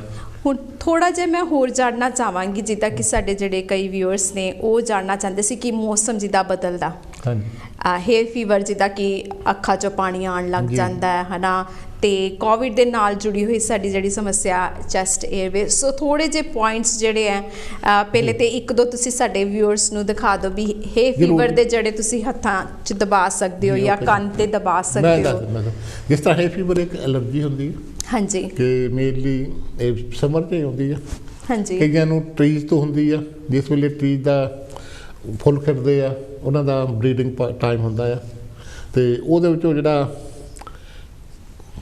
ਨਿਕਲਦਾ ਹੈ, ਜਿਹੜੇ ਸਾਈਨਸ ਨਿਕਲਦਾ ਹੈ, ਹਾਂਜੀ, ਜਿਹੜਾ ਬੂਰਜਾ ਉਹਦੇ ਵਿੱਚੋਂ ਫਾਈਨ ਬਰੀਕ ਪਾਊਡਰ ਜਿਹਾ ਹੁੰਦਾ ਆ, ਉਹ ਹਵਾ ਦੇ ਵਿੱਚ ਉੱਡਦਾ ਹੈ, ਹਾਂਜੀ, ਤੇ ਉਹ ਤੁਹਾਡੇ ਨਸਾਂ ਦੇ ਨਾਲ ਟੱਕ ਦੇ ਨਾਲ ਟਕਰਾਉਂਦਾ ਹੈ, ਹਾਂਜੀ, ਤੇ ਉਹਦੇ ਨਾਲ ਸਾਨੂੰ ਸ਼ੁਰੂ ਹੁੰਦਾ ਹੈ ਮਾਈਗ੍ਰੇਨ, ਸੌਰੀ ਹੇਅਰ ਫੀਵਰ ਸ਼ੁਰੂ ਹੋ ਜਾਂਦਾ। ਬਹੁਤ ਸਾਰੇ ਲੋਕਾਂ ਨੂੰ ਗਰਾਸ ਤੋਂ ਹੁੰਦਾ ਹੈ, ਜਿਸ ਗਰਾਸ ਉਹ ਟਾਈਮ ਲੱਗਦਾ ਹੈ, ਬਹੁਤ ਸਾਰੇ ਲੋਕਾਂ ਨੂੰ ਜਿਹੜਾ ਫਰਵਰੀ ਤੋਂ ਸ਼ੁਰੂ ਹੋ ਜਾਂਦਾ, ਜਿਸ ਵੇਲੇ ਸਾਡੇ ਫੁੱਲ ਖਿੜਦੇ ਆ, ਤੇ ਉਸ ਵੇਲੇ ਉਹਨਾਂ ਦਾ ਸੀਜ਼ਨ ਹੁੰਦਾ ਫੁੱਲਾਂ ਦਾ, ਹਾਂਜੀ, ਉਸ ਵੇਲੇ ਉਹਨਾਂ ਨੂੰ ਸ਼ੁਰੂ ਹੋ ਜਾਂਦਾ, ਦਰਖਤਾਂ ਦੇ ਫੁੱਲ ਖਿੜਦੇ ਆ, ਤੇ ਉਸ ਵੇਲੇ ਸ਼ੁਰੂ ਹੋ ਜਾਂਦਾ ਹੈ ਫਰਵਰੀ ਤੋਂ ਲੈ ਕੇ ਮੇਨਲੀ ਮਈ ਦੇ ਸਟਾਰਟ ਤੱਕ, ਮਈ ਤੱਕ ਉਹ ਉਹਨਾਂ ਲੋਕਾਂ ਨੂੰ ਹੁੰਦਾ ਕਿ ਜਿਹਨਾਂ ਨੂੰ ਦਰਖਤਾਂ ਤੋਂ ਆ। ਮਈ ਤੋਂ ਬਾਅਦ ਜੂਨ, ਜੁਲਾਈ, ਅਗਸਤ ਤੱਕ ਜਿਹੜਾ ਲੋਕਾਂ ਨੂੰ ਹੇਅਰ ਫੀਵਰ ਆ। So that's all long period ਵੱਖਰਾ ਆ। ਹਾਂਜੀ, ਜਿਹਨਾਂ ਨੂੰ ਦਰਖਤੋਂ ਹੋਏਗਾ ਉਹਨਾਂ ਨੂੰ ਘਾਹ ਤੋਂ ਨਹੀਂ ਹੋਏਗਾ। ਉਸ ਉਹ ਉਸੇ ਐਲਰਜੀ ਤੋਂ ਜਿਹਨਾਂ ਤੋਂ ਅਫੈਕਟਡ ਆ, ਉਸ ਵੇਲੇ ਉਹਨਾਂ ਨੂੰ ਹੋਏਗਾ, ਜਿਸ ਵੇਲੇ ਉਹ ਜਿਸ ਐਲਰਜੀ ਤੋਂ ਪੀੜਤ ਆ, ਉਸ ਟਾਈਮ ਤੇ ਉਹਨਾਂ ਨੂੰ ਇਹ ਹੋਏਗਾ। ਹਾਂਜੀ, ਤੇ ਕੁਛ ਜਿਸ ਤਰ੍ਹਾਂ ਰੈਟਲ ਜਿਹਾ ਉਹਨਾਂ ਤੋਂ ਵੀ ਹੋ ਸਕਦਾ ਤੁਹਾਨੂੰ, ਜੇ ਤੱਕ ਖੰਭਾਂ ਤੋਂ ਹੋ ਜਾਂਦਾ ਕਈਆਂ ਨੂੰ। ਹਾਂਜੀ, ਤੇ ਇਹ ਸਾਰੇ ਵੱਖਰੇ ਵੱਖਰੇ ਟਾਈਮ ਪੀਰੀਅਡ ਹੁੰਦੇ ਇਹਨਾਂ ਦੇ। ਹਾਂਜੀ, ਤੇ ਉਸ ਵੇਲੇ ਜਿਹੜਾ ਸਾਨੂੰ ਹੁੰਦਾ ਆ, ਸਭ ਤੋਂ ਪਹਿਲਾਂ ਜਿਸ ਤਰ੍ਹਾਂ ਇਹਦੇ ਜੇ ਪ੍ਰੈਸ਼ਰ ਪੁਆਇੰਟ ਜਿਹੜੇ ਤੁਸੀਂ ਆਪ ਵੀ ਕਰਦੇ ਆ, ਤੇ ਇਹ ਸਾਡੇ ਹੱਥਾਂ ਦੇ ਚੈਨਲ ਆ, ਇਹ ਐਲਰਜੀ ਲਈ ਬਹੁਤ ਗੁੱਡ ਆ। ਇਹਨਾਂ ਨੂੰ ਦੋ ਉਂਗਲੀਆਂ ਦੇ ਵਿੱਚ ਚੈਨਲ ਬਣਦਾ ਥੱਲੇ ਨੂੰ, ਹਾਂਜੀ, 3 ਚੈਨਲ ਆ। ਇਹਨਾਂ ਨੂੰ ਤੁਸੀਂ ਇੱਥੇ ਪ੍ਰੈਸ ਕਰੋਗੇ, ਹੌਲੀ ਹੌਲੀ ਉੱਪਰ ਨੂੰ ਚੱਲਦੇ, ਉੱਪਰ ਨੂੰ ਜਾਣਾ, ਤੇ ਇਸੇ ਤਰ੍ਹਾਂ ਪ੍ਰੈਸ ਕਰਦੇ ਕਰਦੇ ਉੱਪਰ ਨੂੰ ਜਾਓਗੇ, ਤੇ ਇਹ ਦੋਨਾਂ ਹੱਥਾਂ ਦੇ। ਓਕੇ, ਅਗਰ ਤੁਸੀਂ ਪੈਰਾਂ ਦੇ ਵੀ ਕਰ ਸਕਦੇ ਆ, ਸੇਮ ਤਰੀਕੇ ਨਾਲ ਪੈਰਾਂ ਦੇ ਚੈਨਲ, ਇਹਦਾ 2 ਉਂਗਲੀਆਂ ਦੇ ਵਿਚਕਾਰ ਜਿਹੜਾ ਚੈਨਲ ਬਣਦਾ, ਇਸ ਤਰ੍ਹਾਂ ਤੁਸੀਂ ਕਰ ਸਕਦੇ ਆ। ਤੇ ਇਹ ਤੋਂ ਬਾਅਦ ਜਿਹੜਾ ਹੇਅਰ ਫੀਵਰ ਲਈ ਸਭ ਤੋਂ ਵਧੀਆ ਪ੍ਰੈਸ਼ਰ ਪੁਆਇੰਟ ਆ ਤੁਹਾਡੇ ਨੱਕ ਦੀ ਸਾਈਡ ਤੇ, ਮਿਡਲ ਵਿੱਚ ਤੇ ਨੱਕ ਦੀ ਥੱਲੇ। ਇਹ 2 ਪ੍ਰੈਸ਼ਰ ਪੁਆਇੰਟ ਤੁਸੀਂ 2-2 ਮਿੰਟ ਪ੍ਰੈਸ ਕਰਨੇ ਆ। ਸੋ ਪ੍ਰੈਸ਼ਰ ਪਾ ਕੇ ਰੱਖਣਾ, ਅੰਗੂਠਿਆਂ ਨਾਲ ਪ੍ਰੈਸ਼ਰ ਪਾਣਾ, ਉਂਗਲੀਆਂ ਨਾਲ ਪਾ ਲਓ, ਅੰਗੂਠਿਆਂ ਨਾਲ ਪਾ ਲਓ, ਕਿਸੇ ਤਰ੍ਹਾਂ ਪਾ ਲਓ, ਤੇ ਇਸ ਤਰ੍ਹਾਂ ਇਹਨੂੰ ਪ੍ਰੈਸ ਕਰਕੇ ਰੱਖਣਾ, ਜਾਂ ਥੋੜਾ ਸਟਰੋਂਗ ਪ੍ਰੈਸ਼ਰ ਜ਼ਿਆਦਾ। ਹਰੇਕ ਪ੍ਰੈਸ਼ਰ ਪੁਆਇੰਟ ਨੂੰ 2 ਮਿੰਟ ਹੋਲਡ ਕਰਕੇ ਰੱਖਣਾ ਤੁਸੀਂ। ਓਕੇ, ਹੁਣ ਬਹੁਤ ਸਾਰੇ ਲੋਕਾਂ ਨੂੰ ਪ੍ਰੋਬਲਮ ਹੁੰਦੀ ਆ, ਉਹਦਾ ਨੋਜ਼ ਬਲੌਕ ਹੋ ਜਾਂਦਾ। ਹਾਂਜੀ, ਤੇ ਨੋਜ਼ ਬਲੌਕ ਦੇ ਲਈ ਵੀ ਇਹ ਪ੍ਰੈਸ਼ਰ ਪੁਆਇੰਟ ਕੰਮ ਕਰਦਾ। ਤੁਸੀਂ ਇਸ ਤਰ੍ਹਾਂ 2 ਮਿੰਟ ਦਬ ਕੇ ਰੱਖੋਗੇ ਇਧਰੋਂ ਦੀ, ਹਾਂਜੀ, ਦੋਨਾਂ ਸਾਈਡਾਂ ਤੇ ਥੋੜਾ ਜਿਹਾ ਪ੍ਰੈਸ਼ਰ ਇਹਦਾ ਸਾਈਡ ਨੂੰ, ਇੱਧਰ ਉੱਪਰ ਨੂੰ ਨਹੀਂ ਕਰਨਾ, ਥੋੜਾ ਜਿਹਾ ਥੱਲੇ ਨੂੰ ਕਰਨਾ। ਓਕੇ, ਇੱਥੇ I think you can feel the bridge type of, bridge type ਇੱਥੋਂ ਪ੍ਰੈਸ ਕਰੋਗੇ ਤੁਸੀਂ, ਤੇ ਇਸ ਤਰ੍ਹਾਂ ਤੁਹਾਡਾ ਉਂਗਲੀ ਥੋੜੀ ਉੱਪਰ ਨੂੰ ਆ, ਇਹਨੂੰ ਥੱਲੇ ਨੂੰ ਪ੍ਰੈਸ ਕਰਨਾ। I am learning still, it's nice to learn watching you. ਤੇ ਇਸੇ ਤਰ੍ਹਾਂ ਨੱਕ ਦੀ ਸਾਈਡ ਤੇ, ਹਾਂਜੀ, ਇਹ ਪ੍ਰੈਸ਼ਰ ਪੁਆਇੰਟ ਕਰੋਗੇ ਤੁਸੀਂ ਨੂੰ ਕਾਫੀ ਹੈਲਪ ਹੋ ਜਾਂਦੀ ਆ। ਠੀਕ ਹੈ, ਇਹ ਨਹੀਂ ਪ੍ਰੋਪਰ ਨਹੀਂ ਹਟਦਾ, ਉਸ ਵੇਲੇ ਤੁਹਾਨੂੰ ਥੋੜਾ ਜਿਹਾ ਰਿਲੀਫ ਜ਼ਰੂਰ ਹੋ ਜਾਂਦਾ, ਰਿਲੀਫ ਦੈਟ ਟਾਈਮ, ਪਰ ਪੂਰਾ ਕਰ ਲਈ ਤਾਂ ਫਿਰ ਪੂਰੀ ਟ੍ਰੀਟਮੈਂਟ ਦੀ ਲੋੜ ਪੈਂਦੀ ਨਾ। ਸੋ 2 ਮਿੰਟ ਤੱਕ ਹੈ ਨਾ, ਹਰੇਕ ਪ੍ਰੈਸ਼ਰ ਪੁਆਇੰਟ ਨੂੰ 2 ਮਿੰਟ ਦੱਬਣਾ, 2 ਮਿੰਟਸ। ਹਾਂਜੀ, ਤੇ ਬਹੁਤ ਸਾਰੇ ਲੋਕਾਂ ਨੂੰ ਜਿਸ ਤਰ੍ਹਾਂ ਕਬਜ਼ ਹੋ ਜਾਂਦੀ ਆ, ਹਾਂਜੀ, ਤੇ ਉਹਨਾਂ ਦੇ ਪ੍ਰੈਸ਼ਰ ਪੁਆਇੰਟ ਹੈਗਾ, ਪ੍ਰੈਸ਼ਰ ਪੁਆਇੰਟ ਹੈਗਾ ਇਸ ਜਗ੍ਹਾ ਤੇ ਆਪਣੇ ਸੋ ਸਿੱਧੇ ਨੱਕ ਦੀ ਤੀਰ ਥੱਲੇ ਤੋਂ ਥੱਲੇ ਆ ਜਾਂਦਾ ਥੱਲੇ ਆਪਣੇ ਜਿੱਥੇ ਗਮ ਜਿਹਾ ਗਮਸ ਓਕੇ ਗਮ ਤੇ ਪ੍ਰੈਸ਼ਰ ਦਿਓਗੇ ਤੇ ਕਬਜ਼ ਲਈ ਕਾਫੀ ਹੈਲਪ ਕਰਦਾ ਇਸ ਪ੍ਰੈਸ਼ਰ ਪੁਆਇੰਟ ਨੂੰ ਅਸੀਂ 7 ਮਿੰਟ ਦੱਬ ਸਕਦੇ ਹਾਂ 7 ਮਿੰਟ ਹਾਂਜੀ okay it's long time to hold ਹੋਣਾ ਤੇ ਹੋਰ ਕਿਸੇ ਪ੍ਰੈਸ਼ਰ ਪੁਆਇੰਟ ਨੂੰ 2 ਜਾਂ 3 ਮਿੰਟ ਤੋਂ ਜ਼ਿਆਦਾ ਨਹੀਂ ਦੱਬ ਸਕਦੇ ਪਰ ਸਿਰਫ ਇਹ ਪ੍ਰੈਸ਼ਰ ਪੁਆਇੰਟ ਹੈ ਜਿਹਨੂੰ ਅਸੀਂ 7 ਮਿੰਟ ਤੱਕ ਦੱਬ ਸਕਦੇ ਓ ਵਾਓ ਤੇ ਫਿਰ ਇਹਦੇ ਨਾਲ ਕਾਫੀ ਜਸਟ ਕਨਸਟੀਪੇਸ਼ਨ ਨਹੀਂ ਹੋਰ ਵੀ ਕਾਫੀ ਚੀਜ਼ਾਂ ਕਨਸਟੀਪੇਸ਼ਨ ਕਾਫੀ ਠੀਕ ਹੋ ਜਾਂਦੀ ਹੈ ਇਹਦੇ ਨਾਲ ਯਾ ਹੋਰ ਵੀ ਕਾਫੀ ਚੀਜ਼ਾਂ ਇਹਦੇ ਨਾਲ ਲਿੰਕ ਹੁੰਦੀਆਂ ਹੋਣੀਆਂ ਹੈ ਨਾ ਤੇ ਬਹੁਤ ਸਾਰੀ ਦਾ ਡਰਾਈ ਮਾਊਥ ਆ ਓਕੇ ਉਹ ਵੀ ਠੀਕ ਹੋ ਜਾਂਦਾ ਜਿਸ ਤਰ੍ਹਾਂ ਲੇਡੀ ਦੇ ਸੋਰੂ ਕੀ ਕਹਿੰਦੇ ਆ ਬੰਮ ਦੇ ਵਿੱਚ ਗੁਲਟੇ ਜਿਹਾ ਬਣ ਜਾਂਦੇ ਨਾ ਹਾਂਜੀ ਹਾਂਜੀ ਪਾਇਲਸ ਜਿਹੜੀਆਂ ਹੁੰਦੀਆਂ ਪਾਇਲਸ ਕਹਿ ਰਹੇ ਤੁਸੀਂ ਪਾਇਲਸ ਤਾਂ ਵੱਖਰੀ ਚੀਜ਼ ਹੈ ਜਿਹਨੂੰ ਫਾਈਬਰੋਇਡ ਦਾ ਸੀ ਮੈਂ ਨਾ ਚਿੰਤਾ ਫਾਈਬਰੋਇਡ ਆ ਉਹਨਾਂ ਲਈ ਵੀ ਕਾਫੀ ਹੈਲਪ ਕਰਦਾ ਹੈ ਓਕੇ ਸੋ ਕਾਫੀ ਪੇਟ ਦੇ ਜਿਹੜੇ ਹੈਗੇ ਆ ਜਿਹੜੇ ਉਹਨਾਂ ਦੇ ਵਿੱਚ ਮਦਦ ਮਿਲ ਸਕਦੀ ਹੈ ਕਾਫੀ ਮਦਦ ਕਰਦਾ ਕਿ ਹਰੇਕ ਪ੍ਰੈਸ਼ਰ ਪੁਆਇੰਟ ਜਿਹੜਾ ਉਹ ਡਿਫਰੈਂਟ ਬਿਮਾਰੀਆਂ ਨੂੰ ਠੀਕ ਕਰਨ ਦੀ ਹਿੰਮਤ ਰੱਖਦਾ ਹੈ ਸੋ ਇਹਦਾ ਜਿਹੜਾ 7 ਮਿੰਟਸ ਤੱਕ ਤੇ ਫਾਈਬਰੋਇਡ ਦੀ ਤਾਂ ਲੇਡੀਜ਼ ਨੂੰ ਕਾਫੀ ਪ੍ਰੋਬਲਮ ਹੁੰਦੀ ਹੈ ਕਾਫੀ ਹਾਂਜੀ ਵੈਸੇ ਤਾਂ ਨੋਰਮਲੀ ਤਾਂ ਕਿਦਾਂ ਕਹਿੰਦੇ ਵੀ ਸਾਰੀ ਲੇਡੀਜ਼ ਦੇ ਕਈਆਂ ਦੇ ਹੁੰਦੇ ਆ but until it doesn't give you any problem ਤਦ ਤੱਕ ਜਿਸ ਵੇਲੇ ਪ੍ਰੈਗਨੈਂਸੀ ਨਹੀਂ ਹੁੰਦੀ ਤਾਂ ਕਰਕੇ ਪ੍ਰੋਬਲਮ ਹੁੰਦੀ ਹੈ ਇਹਦੇ ਹਾਂਜੀ ਤੇ ਕਾਫੀ ਹੈਲਪ ਹੋ ਜਾਂਦੀ ਉਹਦੇ ਨਾਲ ਹਾਂਜੀ ਤੇ ਵੈਸੇ ਮੈਂ ਇਧਰ ਫਾਈਬਰੋਇਡ ਦੇ ਕੇਸ ਲੈਂਦਾ ਨਹੀਂ ਕਿਉਂਕਿ ਜ਼ਿਆਦਾ ਟਾਈਮ ਲੱਗਦਾ ਇਹਨੂੰ ਸੋ ਤੁਸੀਂ ਉਹ ਕੇਸਿਸ ਲੈਂਦੇ ਜਿਨ੍ਹਾਂ ਨੂੰ ਐਟਲੀਸਟ 5 ਜਾਂ 6 ਸੈਸ਼ਨ ਠੀਕ ਹੋ ਜਾਣ ਹਾਂਜੀ ਤੇ ਇਸ ਕਰਕੇ ਹੋਰ ਕਈ ਪ੍ਰੈਸ਼ਰ ਪੁਆਇੰਟ ਆ ਜਿਸ ਤਰ੍ਹਾਂ ਅਗਰ ਤੁਹਾਨੂੰ ਰੇਸ਼ਾ ਬਹੁਤ ਹੋ ਜਾਂਦੀ ਖੰਘ ਬਹੁਤ ਹੋ ਜਾਂਦੀ ਹੈ ਹਾਂਜੀ ਮੇਨ ਥਿੰਗ ਤੇ ਇਸ ਲਈ ਇਹ ਪ੍ਰੈਸ਼ਰ ਪੁਆਇੰਟ ਆ ਸਾਡੇ ਨਕਲ ਜਿਹੜੇ ਆ ਹੱਥਾਂ ਦੇ ਓਕੇ ਇਹਨਾਂ ਨੂੰ ਤੁਸੀਂ ਪ੍ਰੈਸ ਕਰੋਗੇ ਤੇ ਇਹਦੇ ਨਾਲ ਹਰੇਕ ਨਕਲ ਨੂੰ 2-2 ਮਿੰਟ ਪ੍ਰੈਸ ਕਰਕੇ ਰੱਖਣਾ ਓਕੇ 2 ਮਿੰਟਸ ਇਸੇ ਤਰ੍ਹਾਂ ਅੰਦਰਲੇ ਪਾਸੇ ਵੀ ਸੋ ਪ੍ਰੈਸ਼ਰ ਤੁਸੀਂ ਆਪਣੀ ਕੈਪੇਬਿਲਿਟੀ ਦੇ ਹਿਸਾਬ ਨਾਲ ਪਾਣਾ ਕਿ ਜਿੰਨਾ ਤੁਸੀਂ ਜੜ ਸਕਦੇ ਹੋ ਜਾਂ ਜਿੰਨਾ ਤੁਸੀਂ ਜੜ ਸਕਦੇ ਹੋ ਉਹਨਾਂ ਪਾ ਸਕਦੇ ਆ ਓਕੇ ਹੁਣ ਛੋਟੇ ਬੱਚਿਆਂ ਦੇ ਫਿਰ ਥੋੜਾ ਪ੍ਰੈਸ ਕਰ ਸਕਦੇ ਨੇ ਸੋ ਕਈ ਵਾਰੀ ਦੇਖਿਆ ਹੁੰਦਾ ਜਿੱਦਾਂ ਆਪਾਂ YouTube ਜਾਂ ਇਦਾਂ ਦੇਖਦੇ ਆ ਕਈਆਂ ਨੇ ਉਹ ਕੀ ਕਹਿੰਦੇ ਚੁੰਡੀਆਂ ਵਰਗੂ ਵੀ ਬਣਾਏ ਹੁੰਦੇ ਆ ਇੱਥੇ ਲਗਾ ਲੈਂਦੇ ਹੈਗੇ ਆ that certain does he make the same effect or not no depend ਕਰਦਾ ਨਹੀਂ ਜਿਹੜੇ ਤੁਸੀਂ ਖੁਦ ਕਰਦੇ ਹੋ ਉਹ ਡਿਫਰੈਂਟ ਹੈ ਉਹ ਤੁਸੀਂ ਹੁਣ ਤਾਂ ਚੁੰਡੀ ਤੁਸੀਂ ਲਾ ਕੇ 2-3 ਮਿੰਟ ਜ਼ਿਆਦਾ ਵੀ ਆਪਣਾ ਕੰਮ ਕਰ ਲਓ that's something 7 minutes different thing ਹੈ ਉਹਨੂੰ ਤੁਸੀਂ ਕਈ ਵਾਰੀ ਭੁੱਲ ਗਏ ਜੀ ਟਾਈਮ ਜ਼ਿਆਦਾ ਹੋ ਗਿਆ ਉਹ ਜਿਹੜਾ ਦੂਸਰਾ ਨੁਕਸਾਨ ਕਰਨਾ ਸ਼ੁਰੂ ਕਰ ਦਿੰਦਾ ਹੈ so it has to be accurate time ਹੈ ਨਾ ਟਾਈਮ 2 ਮਿੰਟ ਤੋਂ ਜ਼ਿਆਦਾ ਨਹੀਂ 3 ਮਿੰਟ ਤੋਂ ਜ਼ਿਆਦਾ ਨਹੀਂ ਜੇ ਉਹ ਤੋਂ ਜ਼ਿਆਦਾ ਦੱਬ ਲਿਆ ਤੁਸੀਂ ਫਿਰ ਉਹ ਯੂਜ਼ਫੁਲ ਨਹੀਂ ਹੈ ਉਹ ਰਿਵਰਸੀਬਲ ਵੀ ਹੋ ਜਾਂਦਾ ਸੋ ਥੀਸ ਥਿੰਗਸ ਕਹਿੰਦੇ ਕਿ ਥੋੜੀ ਨੌਲੇਜ ਜਿਹੜੀ ਹੈ ਵਧੀਆ ਨਹੀਂ ਪੂਰੀ ਨੌਲੇਜ ਹੋਣੀ ਚਾਹੀਦੀ ਹੈ ਵੈਸੇ ਤੁਸੀਂ ਕਿਸੇ ਪਹਿਲਾਂ ਐਕੂਪ੍ਰੈਸ਼ਰ ਸਪੈਸ਼ਲਿਸਟ ਕੋਲ ਜਾ ਕੇ ਚੰਗੀ ਤਰ੍ਹਾਂ ਮਿਲ ਕੇ ਸਮਝ ਕੇ ਹਾਂਜੀ ਤੇ ਅੱਜ ਕੱਲ੍ਹ ਜਿਸ ਤਰ੍ਹਾਂ ਜ਼ਿਆਦਾ ਪ੍ਰੋਬਲਮ ਹੋ ਰਹੀ ਹੈ ਕੰਨਾਂ ਦੀ ਜ਼ਿਆਦਾ ਪ੍ਰੋਬਲਮ ਆ ਰਹੀ ਹੈ ਲੋਕਾਂ ਨੂੰ ਹਾਂਜੀ ਤੇ ਕੰਨਾਂ ਵਿੱਚ ਆਵਾਜ਼ਾਂ ਜ਼ਿਆਦਾ ਆਉਂਦੀਆਂ ਹਾਂਜੀ ਇਹ ਬਹੁਤ ਲੋਕਾਂ ਨੂੰ ਇਹ ਪ੍ਰੋਬਲਮ ਹੁੰਦੀ ਹੈ ਕੰਨ ਦੇ ਵਿੱਚ ਆਵਾਜ਼ਾਂ ਜ਼ਿਆਦਾ ਆਉਂਦੀਆਂ ਮੇਨਲੀ ਇਹਨੂੰ ਟਿੰਟਸ ਦੀ ਪ੍ਰੋਬਲਮ ਵੀ ਕਹਿੰਦੇ ਨੇ ਟਿੰਟਾਈਟਿਸ ਤੇ ਕਈ ਵਾਰੀ ਇਹਨੂੰ ਸਾਡੇ ਹਾਈ ਬਲੱਡ ਪ੍ਰੈਸ਼ਰ ਹੋਣ ਨਾਲ ਵੀ ਇਹ ਪ੍ਰੋਬਲਮ ਹੋਣੀ ਸ਼ੁਰੂ ਹੋ ਜਾਂਦੀ ਹੈ ਤੇ ਇਹ ਕੰਨ ਦੇ ਪ੍ਰੈਸ਼ਰ ਪੁਆਇੰਟ ਇੱਥੇ ਹੈਗੇ ਸਭ ਤੋਂ ਪਹਿਲਾਂ ਤਾਂ ਇਸ ਜਗ੍ਹਾ ਤੇ ਸਾਡੇ ਕੰਨ ਦਾ ਪ੍ਰੈਸ਼ਰ ਪੁਆਇੰਟ ਆ ਸੋ ਚਿੱਚੀ ਉਂਗਲ ਦੇ ਥੱਲੇ ਚਿੱਚੀ ਤੇ ਦਾਲ ਦੀ ਉਂਗਲ ਦੇ ਬਿਲਕੁਲ ਵਿਚਕਾਰ ਓਕੇ ਇਹਨੂੰ ਪ੍ਰੈਸ ਕਰ ਸਕਦੇ 2 ਮਿੰਟ ਦੋਨਾਂ ਸਾਈਡਾਂ ਤੇ ਕੰਨ ਦੇ ਉੱਪਰਲੇ ਪਾਸੇ ਕੰਨ ਦੇ ਮਿਡਲ ਵਿੱਚ ਕੰਨ ਦੇ ਥੱਲੇ ਇਹ 3 ਪ੍ਰੈਸ਼ਰ ਪੁਆਇੰਟ ਪ੍ਰੈਸ ਕਰਦੇ it's like a soft area here ਹੈ ਨਾ ਹਾਂਜੀ ਇੱਧਰ ਕੰਨ ਦੇ ਉੱਪਰ ਇੱਥੇ ਕੰਨ ਸ਼ੁਰੂ ਹੁੰਦਾ ਹਾਂਜੀ ਕੰਨ ਦੇ ਮਿਡਲ ਵਿੱਚ ਜਿੱਥੇ ਏਅਰ ਲੋਬ ਹੈ ਤੇ ਕੰਨ ਦੇ ਥੱਲੇ ਓਕੇ ਇਹ 3 ਪ੍ਰੈਸ਼ਰ ਪੁਆਇੰਟ ਤੁਸੀਂ ਪ੍ਰੈਸ ਕਰਦੇ ਰਹੋ ਰੈਗੂਲਰਲੀ 2 ਮਿੰਟ ਪ੍ਰੈਸ ਕਰਦੇ ਰਹੋਗੇ ਦਿਨ 'ਚ 2-3 ਵਾਰੀ ਕਰੋਗੇ ਤੇ ਇਹ ਨਹੀਂ ਵੀ 1-2 ਦਿਨ ਕੀਤੇ ਤੇ ਹਟ ਜਾਣੀ ਹੈ ਇਹ ਤੁਹਾਨੂੰ ਮਹੀਨਾ ਵੀ ਲੱਗ ਸਕਦਾ ਓਕੇ ਕਿਉਂਕਿ ਕਈਆਂ ਨੂੰ ਜ਼ਿਆਦਾ ਪ੍ਰੋਬਲਮ ਹੋਈ ਹੁੰਦੀ ਹੈ ਕਾਫੀ ਚਿਰ ਤੋਂ ਹੁੰਦੀ ਹੈ ਜਿੱਦਾਂ ਆਪਾਂ ਕਹਿ ਲਈਏ ਹਾਂਜੀ ਤੇ ਥੋੜੀ ਹੁੰਦੀ ਹੈ ਅਸੀਂ ਮੰਨਦੀ ਦੇ ਨਹੀਂ ਮਾੜੀ ਜਿਹੀ ਆਵਾਜ਼ ਆਉਂਦੀ ਆ ਕੋਈ ਗੱਲ ਚੱਲੀ ਜਾਓ ਰਾਤ ਨੂੰ ਫਿਰ ਜਦੋਂ ਰਾਤ ਨੂੰ ਨੀਂਦ ਡਿਸਟਰਬ ਹੁੰਦੀ ਆ ਫਿਰ ਅਸੀਂ ਦੇਖਦੇ ਆ ਫਿਰ ਅਸੀਂ ਸੋਚਦੇ ਵੀ ਕਾਹਦੀ ਆਵਾਜ਼ ਆਉਂਦੀ ਆ ਕਿਉਂਕਿ ਕੰਨ ਦੇ ਅੰਦਰੋਂ ਆਉਂਦੀ ਬਾਹਰੋਂ ਤਾਂ ਆਉਂਦੀ ਨਹੀਂ ਹਾਂਜੀ ਇਨਸਾਈਡ ਆ ਵਿੱਚ ਜਿਸ ਵੇਲੇ ਕੁਆਇਟ ਹੋ ਜਾ ਦਿਨ ਵੇਲੇ ਘੱਟ ਆਉਂਦੀ ਆ ਹਾਂਜੀ ਜਿਸ ਵੇਲੇ ਕੁਆਇਟ ਹੋ ਜਾਂਦਾ ਰਾਤ ਨੂੰ ਸੁੱਤੇ ਆ ਉਸ ਵੇਲੇ ਤੁਹਾਨੂੰ ਜ਼ਿਆਦਾ ਟੀ ਦੀ ਆਵਾਜ਼ ਆਉਂਦੀ ਆ ਫਿਰ ਤੁਹਾਨੂੰ ਤਕਲੀਫ ਹੁੰਦੀ ਆ ਨੀਂਦ ਨਹੀਂ ਆਉਂਦੀ only when you get disturb ਤਾਂ ਆਪਾਂ ਸੋਚਦੇ ਆ ਵੀ ਹੁਣ ਕੋਈ ਐਕਸ਼ਨ ਲੈਣਾ ਚਾਹੀਦਾ ਸੋ ਡਾਕਟਰ ਸਾਹਿਬ ਇੱਕ ਹੋਰ ਮੈਂ ਕਹਾਂਗੀ ਵੀ ਆਪਾਂ ਕੰਨਾਂ ਦੇ ਤੁਸੀਂ ਪ੍ਰੈਸ਼ਰ ਪੁਆਇੰਟ ਦੱਸਿਆ, ਕੰਨਾਂ ਦਾ ਦੱਸਿਆ ਵੀ ਜਿਹੜੀ ਆਵਾਜ਼ਾਂ ਜਿਹੜੀਆਂ ਆਉਂਦੀਆਂ, ਇਨਫੈਕਸ਼ਨ ਵਗੈਰਾ ਵੀ ਹੋ ਜਾਂਦਾ, ਉਹ ਸਾਰੀ ਇਹਦੇ ਨਾਲ ਟ੍ਰੀਟਮੈਂਟ ਕੰਪਲੀਟ ਹੋ ਜਾਂਦੀ ਹੈ। ਜੇ ਇੰਟਰਨਲ ਇਨਫੈਕਸ਼ਨ ਵੀ ਹੋਵੇ ਉਹ ਵੀ ਠੀਕ ਹੋ ਜਾਂਦੀ ਆ।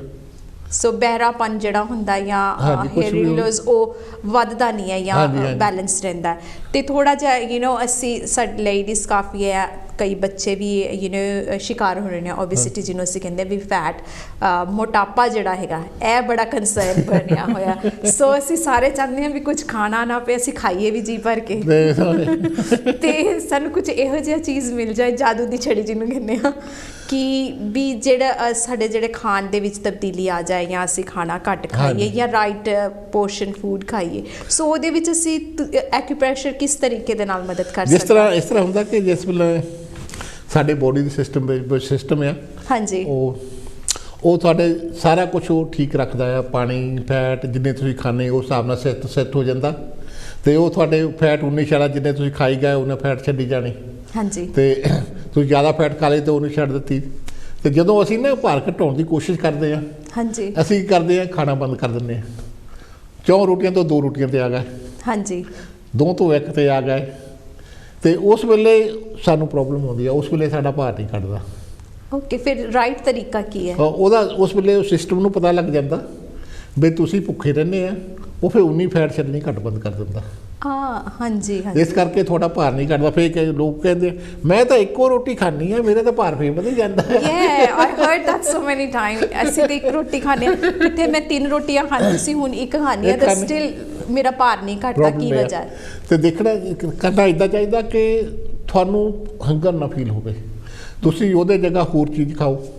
ਜੇ ਰੋਟੀਆਂ 3 ਵੀ ਖਾਂਦੇ ਆ, 3 ਖਾਓ, ਉਹਦੇ ਘੀ ਲਾਉਣਾ ਬੰਦ ਕਰ ਦਿਓ, ਸੁੱਕੀਆਂ ਖਾਣੀਆਂ ਸ਼ੁਰੂ ਕਰ ਦਿਓ, ਸਬਜ਼ੀ ਨਾਲ ਖਾਣੀਆਂ ਸ਼ੁਰੂ ਕਰ ਦਿਓ, ਹੋਰ ਚੀਜ਼ਾਂ ਫਰੂਟ ਜ਼ਿਆਦਾ ਇੰਟੇਕ ਕਰ ਲਓ, ਪਾਣੀ ਜ਼ਿਆਦਾ ਪੀਣਾ ਸ਼ੁਰੂ ਕਰ ਦਿਓ, ਸੈਲਡ ਖਾਣਾ ਸ਼ੁਰੂ ਕਰ ਦਿਓ, ਜਾਣੀ ਕਿ ਤੁਹਾਨੂੰ ਇਹ ਫੀਲ ਨਾ ਹੋਵੇ ਕਿ ਤੁਸੀਂ ਭੁੱਖੇ ਰਹਿੰਦੇ ਆ। ਜਾਣੀ ਕਿ ਫੈਟ ਤੁਹਾਡੀ ਮਾਈਂਡ ਦੇ ਨਾਲ ਇੱਕ ਗੇਮ ਪਲੇ ਕਰਨੀ ਹੈ ਤੁਸੀਂ ਕਿ ਵੀ you not feeling hungry. Brain system ਨੂੰ ਧੋਖਾ ਦੇ ਕੇ ਵੀ ਤੁਸੀਂ ਖਾਣਾ ਉੱਦਾਂ ਹੀ ਆ, ਖਾਣੀ ਆ ਉਹ ਚੀਜ਼ਾਂ ਜਿਹੜੇ ਫੈਟ ਘੱਟ ਆ, ਤੇ ਫੈਟ ਉਹਨੇ ਉਨੀ ਛੱਡੀ ਜਾਣੀ ਆ ਵੀ ਤੁਸੀਂ ਖਾਂਦੇ ਆ, ਫੈਟ ਉਨੀ ਬਾਹਰ ਜਾਈ ਜਾਣੀ ਆ। ਇਨਟੇਕ ਥੋੜੀ ਘੱਟ ਹੋਣੀ ਆ, ਆਊਟਪੁੱਟ ਜ਼ਿਆਦਾ ਹੋਣੀ ਆ। ਉਸ ਵੇਲੇ ਤੁਸੀਂ ਭਾਰ ਘਟਾਉਣ 'ਚ ਕਾਮਯਾਬ ਹੁੰਦੇ ਆ। ਜੇ ਇਦਾਂ ਹੀ ਤੁਸੀਂ ਕਹੋ ਮੈਂ 2 ਰੋਟੀਆਂ ਤੇ 1 ਕਰ ਦਿੱਤੀ ਆ, ਉਹਨਾਂ ਗੱਲ ਉਹਦੇ ਨਾਲ ਨਹੀਂ ਪਈ। ਸੋ ਐਕਿਊਪ੍ਰੈਸ਼ਰ ਪੁਆਇੰਟ ਕੋਈ ਹੋਏਗਾ ਜਿਹੜਾ ਕਿ ਅਸੀਂ ਪੁਆਇੰਟਸ ਦੱਸ ਸਕੀਏ ਆਪਣੇ ਵਿਊਅਰਸ ਨੂੰ ਵੀ ਹਾਂ ਸਰਟਨ ਪੁਆਇੰਟਸ ਤੁਸੀਂ ਹੱਥ ਤੇ ਦਬਾਓ ਤੇ ਇਹਦੇ ਨਾਲ ਤੁਸੀਂ ਆਪਣਾ ਥੋੜਾ ਜਿਹਾ ਕੰਟਰੋਲ ਕਰ ਸਕਦੇ ਹੋ ਫੈਟ ਦਾ? ਇਹਦਾ ਦੇ ਕੋਈ ਪ੍ਰੈਸ਼ਰ ਪੁਆਇੰਟ ਨਹੀਂ ਹੁੰਦੇ। ਅੱਛਾ, ਭਾਰ ਘਟਾਉਣ ਲਈ ਜੇ ਮੈਂ ਕਹਿੰਦਾ ਕਿ ਮੈਂ ਐਕਿਊਪ੍ਰੈਸ਼ਰ ਦੱਬ ਕੇ ਭਾਰ ਘਟਾ ਲੈਂਦਾ ਤੇ ਲਾਈਨ ਲੱਗ ਜਵੇ ਲੋਕਾਂ ਦੀ। ਦੇਖ ਲਓ ਤੁਹਾਡੇ ਜਿਹੜੇ ਫਾਲ ਸੋਪ ਕਿਸੇ ਨੂੰ ਨਾ ਦਿਓ। ਹਾਂਜੀ, ਜੋ ਤੁਸੀਂ ਕੰਮ ਕਰ ਸਕਦੇ ਉਹਦੇ ਬਾਰੇ ਦੱਸੋ, ਹਾਂ ਤੁਸੀਂ ਆਹ ਕੰਮ ਕਰ ਸਕਦੇ, ਇਹ ਠੀਕ ਹੋ ਸਕਦਾ ਹੈ। ਸੋ ਐਕਿਊਪ੍ਰੈਸ਼ਰ ਨਾਲ ਇਹ ਹੈਗਾ ਕਿ ਤੁਹਾਨੂੰ ਆਪਣਾ ਮਾਈਂਡ ਸੈੱਟ ਕਰਨਾ ਪੈਣਾ ਹੈਗਾ, ਮੋਰ ਲਾਈਕਲੀ ਕਿ ਵੀ ਹੈਲਥੀ ਫੂਡ ਖਾਓ, ਆਪਣਾ ਭੁੱਖੇ ਨਾ ਰਹੋ। ਜਾਂ ਤੁਸੀਂ ਭੁੱਖੇ ਰਹਿੰਦੇ ਆ ਉਸ ਵੇਲੇ ਤੁਹਾਡਾ ਵੇਟ ਵੱਧਦਾ ਆ, ਕਿਉਂ ਬੋਡੀ ਨੇ ਸਿਸਟਮ ਨੂੰ ਪਤਾ ਲੱਗ ਗਿਆ ਵੀ ਉਹ ਭੁੱਖਾ ਰਹਿੰਦਾ ਆ, ਉਹ ਫੈਟ ਇਹਦੇ ਲਈ ਮੈਂ ਸੇਵ ਕਰਨਾ, ਇਹਨੂੰ ਬਚਾ ਕੇ ਰੱਖਣਾ ਮੈਂ, ਕਿਉਂਕਿ ਫੈਟ ਛੱਡਣੀ ਨਹੀਂ। ਹਾਂਜੀ, ਫੈਟ ਮੈਨੂੰ ਚਾਹੀਦੀ ਆ।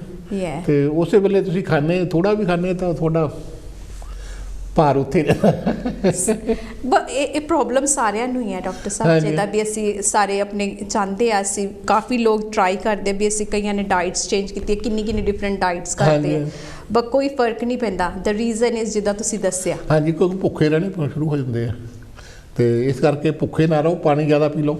ਜਾਣ ਕੇ ਥੋੜੀ ਇਦਾਂ ਲੱਗੇ ਥੋੜਾ ਢਿੱਡ ਭਰਿਆ ਆ, ਢਿੱਡ ਭਰਿਆ ਹੋਇਆ। ਡਾਕਟਰ ਸਾਹਿਬ ਸਾਡੇ ਕੋਲ ਬਹੁਤ ਥੋੜਾ ਟਾਈਮ ਰਹਿ ਗਿਆ, and I want to ask you ਵੀ ਜਿਹੜੇ ਸਾਡੇ ਵਿਊਅਰਸ ਸੀਗੇ ਉਹਨਾਂ ਦਾ ਇੱਕ ਮੈਸੇਜ ਆਇਆ ਸੀ ਵੀ ਅਗਰ ਜੇਕਰ ਤੁਸੀਂ ਸਲੀਪਿੰਗ ਦੇ ਲਈ ਇਨਸੋਮਨੀਆ ਜਾਂ ਸਲੀਪਿੰਗ ਦੇ ਕੋਈ ਪੁਆਇੰਟਸ ਜਿਹੜੇ ਹੋਣ ਦੱਸ ਸਕੋ? ਹਾਂਜੀ, ਤੇ ਬਹੁਤ ਸਿੰਪਲ ਪ੍ਰੈਸ਼ਰ ਪੁਆਇੰਟ ਹੈ ਇਹਦੇ। ਹਾਂਜੀ, ਤੇ ਅਗਰ ਤੁਸੀਂ ਆਪਣੇ ਆਪ ਜਿਹੜੇ ਕਰਨੇ ਆ ਤੇ ਆਪਣੇ ਜਿਹੜੇ ਚੈਨਲ ਮੈਂ ਅੱਗੇ ਉੱਪਰ ਨੂੰ ਦੱਸਿਆ ਸੀ, ਹਾਂਜੀ, ਇਹ ਚੈਨਲ ਤੁਸੀਂ ਹੇਠ ਨੂੰ ਇਦਾਂ ਦਬਾਉਣੇ ਆ।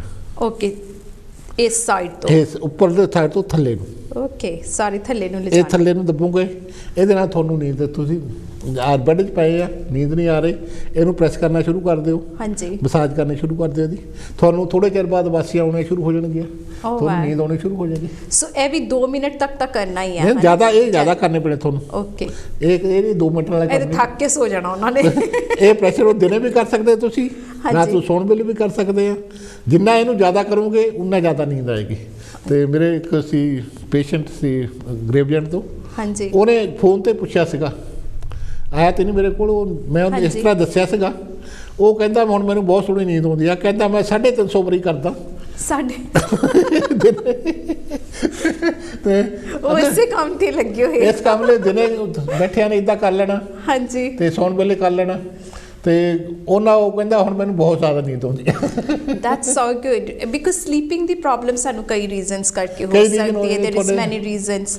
ਬੇਸਿਕ ਤੁਹਾਡੇ ਆਰਥਰਾਈਟਿਸ ਆ ਤਾਂ ਤੁਹਾਨੂੰ ਨੀਂਦ ਨਹੀਂ ਆਉਂਦੀ, ਪੇਨ ਹੁੰਦੀ, ਤੁਹਾਡੇ ਬੋਡੀ 'ਚ ਰਿਲੈਕਸ ਨਹੀਂ ਹੁੰਦੇ ਤੁਸੀਂ, ਤੁਹਾਨੂੰ ਡਿਪਰੈਸ਼ਨ ਆ, ਉਹਦੇ ਨਾਲ ਤੁਹਾਡੇ ਚਿੰਤਾ ਆ, ਬਰੀ ਆ, ਇਸ ਤਰ੍ਹਾਂ ਦੇ ਪ੍ਰੋਬਲਮ ਹੁੰਦੀ ਆ। ਹਾਂਜੀ, ਉਹਨਾਂ ਕਾਫੀ ਕਈ ਵਾਰੀ ਅਸੀਂ ਮੈਡੀਕੇਸ਼ਨ ਵੀ ਕੁਝ ਇਸ ਤਰੀਕੇ ਦੇ ਲੈ ਰਹੇ ਹੁੰਦੇ ਆ ਜਿਹਦੇ ਨਾਲ ਸਾਡੀ ਜਿਹੜੀ ਸਲੀਪਿੰਗ ਪੈਟਰਨ ਹੈ ਉਹ ਡਿਸਟਰਬ ਹੋ ਜਾਂਦਾ ਹੈ। ਸੋ ਫਿਰ ਜਿਸ ਤਰ੍ਹਾਂ ਮੈਂਟਲ ਹੈਲਥ ਆ ਸਾਡੀ, ਜਿਹੜੇ ਇਮੋਸ਼ਨ ਜਿਹੇ ਸਾਡੇ, ਐਕੂਪ੍ਰੈਸ਼ਰ ਨਾਲ ਬਹੁਤ ਸੋਹਣਾ ਇਲਾਜ ਹੋ ਜਾਂਦਾ ਉਹਦਾ।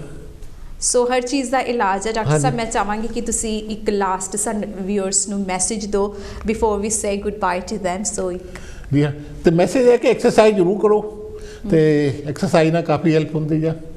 ਤੇ ਐਕੂਪ੍ਰੈਸ਼ਰ ਦੀ ਹੈਲਪ ਲੈਣੀ ਆ, ਉਹ ਵੀ ਤੁਹਾਨੂੰ ਚਾਹੀਦੀ ਹੈ ਜੇਕਰ ਨੋ ਪ੍ਰੋਬਲਮ ਹੈ। ਸੋ ਡਾਕਟਰ ਸਾਹਿਬ ਤਾਂ ਹੈਗੇ ਆ ਸਾਡੀ ਹੈਲਪ ਕਰਨ ਲਈ ਹੁਣ। ਸੋ ਦੋਸਤੋ, ਇਹਦੇ ਨਾਲ ਹੀ ਮੈਂ ਤੁਹਾਡੇ ਤੋਂ ਲਾਂਗੀ ਇਜਾਜ਼ਤ। ਥੈਂਕ ਯੂ ਕਰਦੀ ਹਾਂ ਫਿਰ ਸ਼ਿੰਦਰਪਾਲ ਸਿੰਘ ਵਿਰਕ ਦਾ, ਜੋ ਸਾਡੇ ਸਟੂਡੀਓ ਤੇ ਆ ਕੇ ਸਾਨੂੰ ਇੰਨੀ ਵੈਲਿਊਬਲ ਇਨਫੋਰਮੇਸ਼ਨ ਦੇ ਕੇ ਗਏ। ਦੇयर ਵਾਸ ਲੋਟ ਟੂ ਕਵਰ, ਕਾਫੀ ਕੁਝ ਅਸੀਂ ਕਵਰ ਕੀਤਾ। ਬਟ ਹੋਪਫੁਲੀ ਆਉਣ ਵਾਲੇ ਟਾਈਮ 'ਚ ਅਸੀਂ 1 ਬਾਏ 1 ਜਿਹੜੇ ਸਾਡੀ ਪ੍ਰੋਬਲਮਸ ਹੈਗੀਆਂ, ਜਿਹੜੀਆਂ ਬਿਮਾਰੀਆਂ, ਉਹਨਾਂ ਦੇ ਇਲਾਜ ਇਹਨਾਂ ਕੋਲੋਂ ਜ਼ਰੂਰ ਪੁੱਛਾਂਗੇ ਕਿ ਐਕੂਪ੍ਰੈਸ਼ਰ ਦੁਆਰਾ ਕਿਸ ਤਰੀਕੇ ਦੇ ਨਾਲ ਠੀਕ ਹੋ ਸਕਦੇ ਆ। ਸੋ ਦੋਸਤੋ, ਮੈਂ ਲਾਂਗੀ ਤੁਹਾਡੇ ਕੋਲੋਂ ਇਜਾਜ਼ਤ ਤੇ ਮਿਲਾਂਗੇ ਨੈਕਸਟ ਵੀਕ ਕਿਸੇ ਹੋਰ ਗੈਸਟ ਦੇ ਨਾਲ। ਤਦ ਤੱਕ ਦੇ ਲਈ ਦਿਓ ਮੈਨੂੰ ਇਜਾਜ਼ਤ। ਜੈ ਗੁਰਦੇਵ।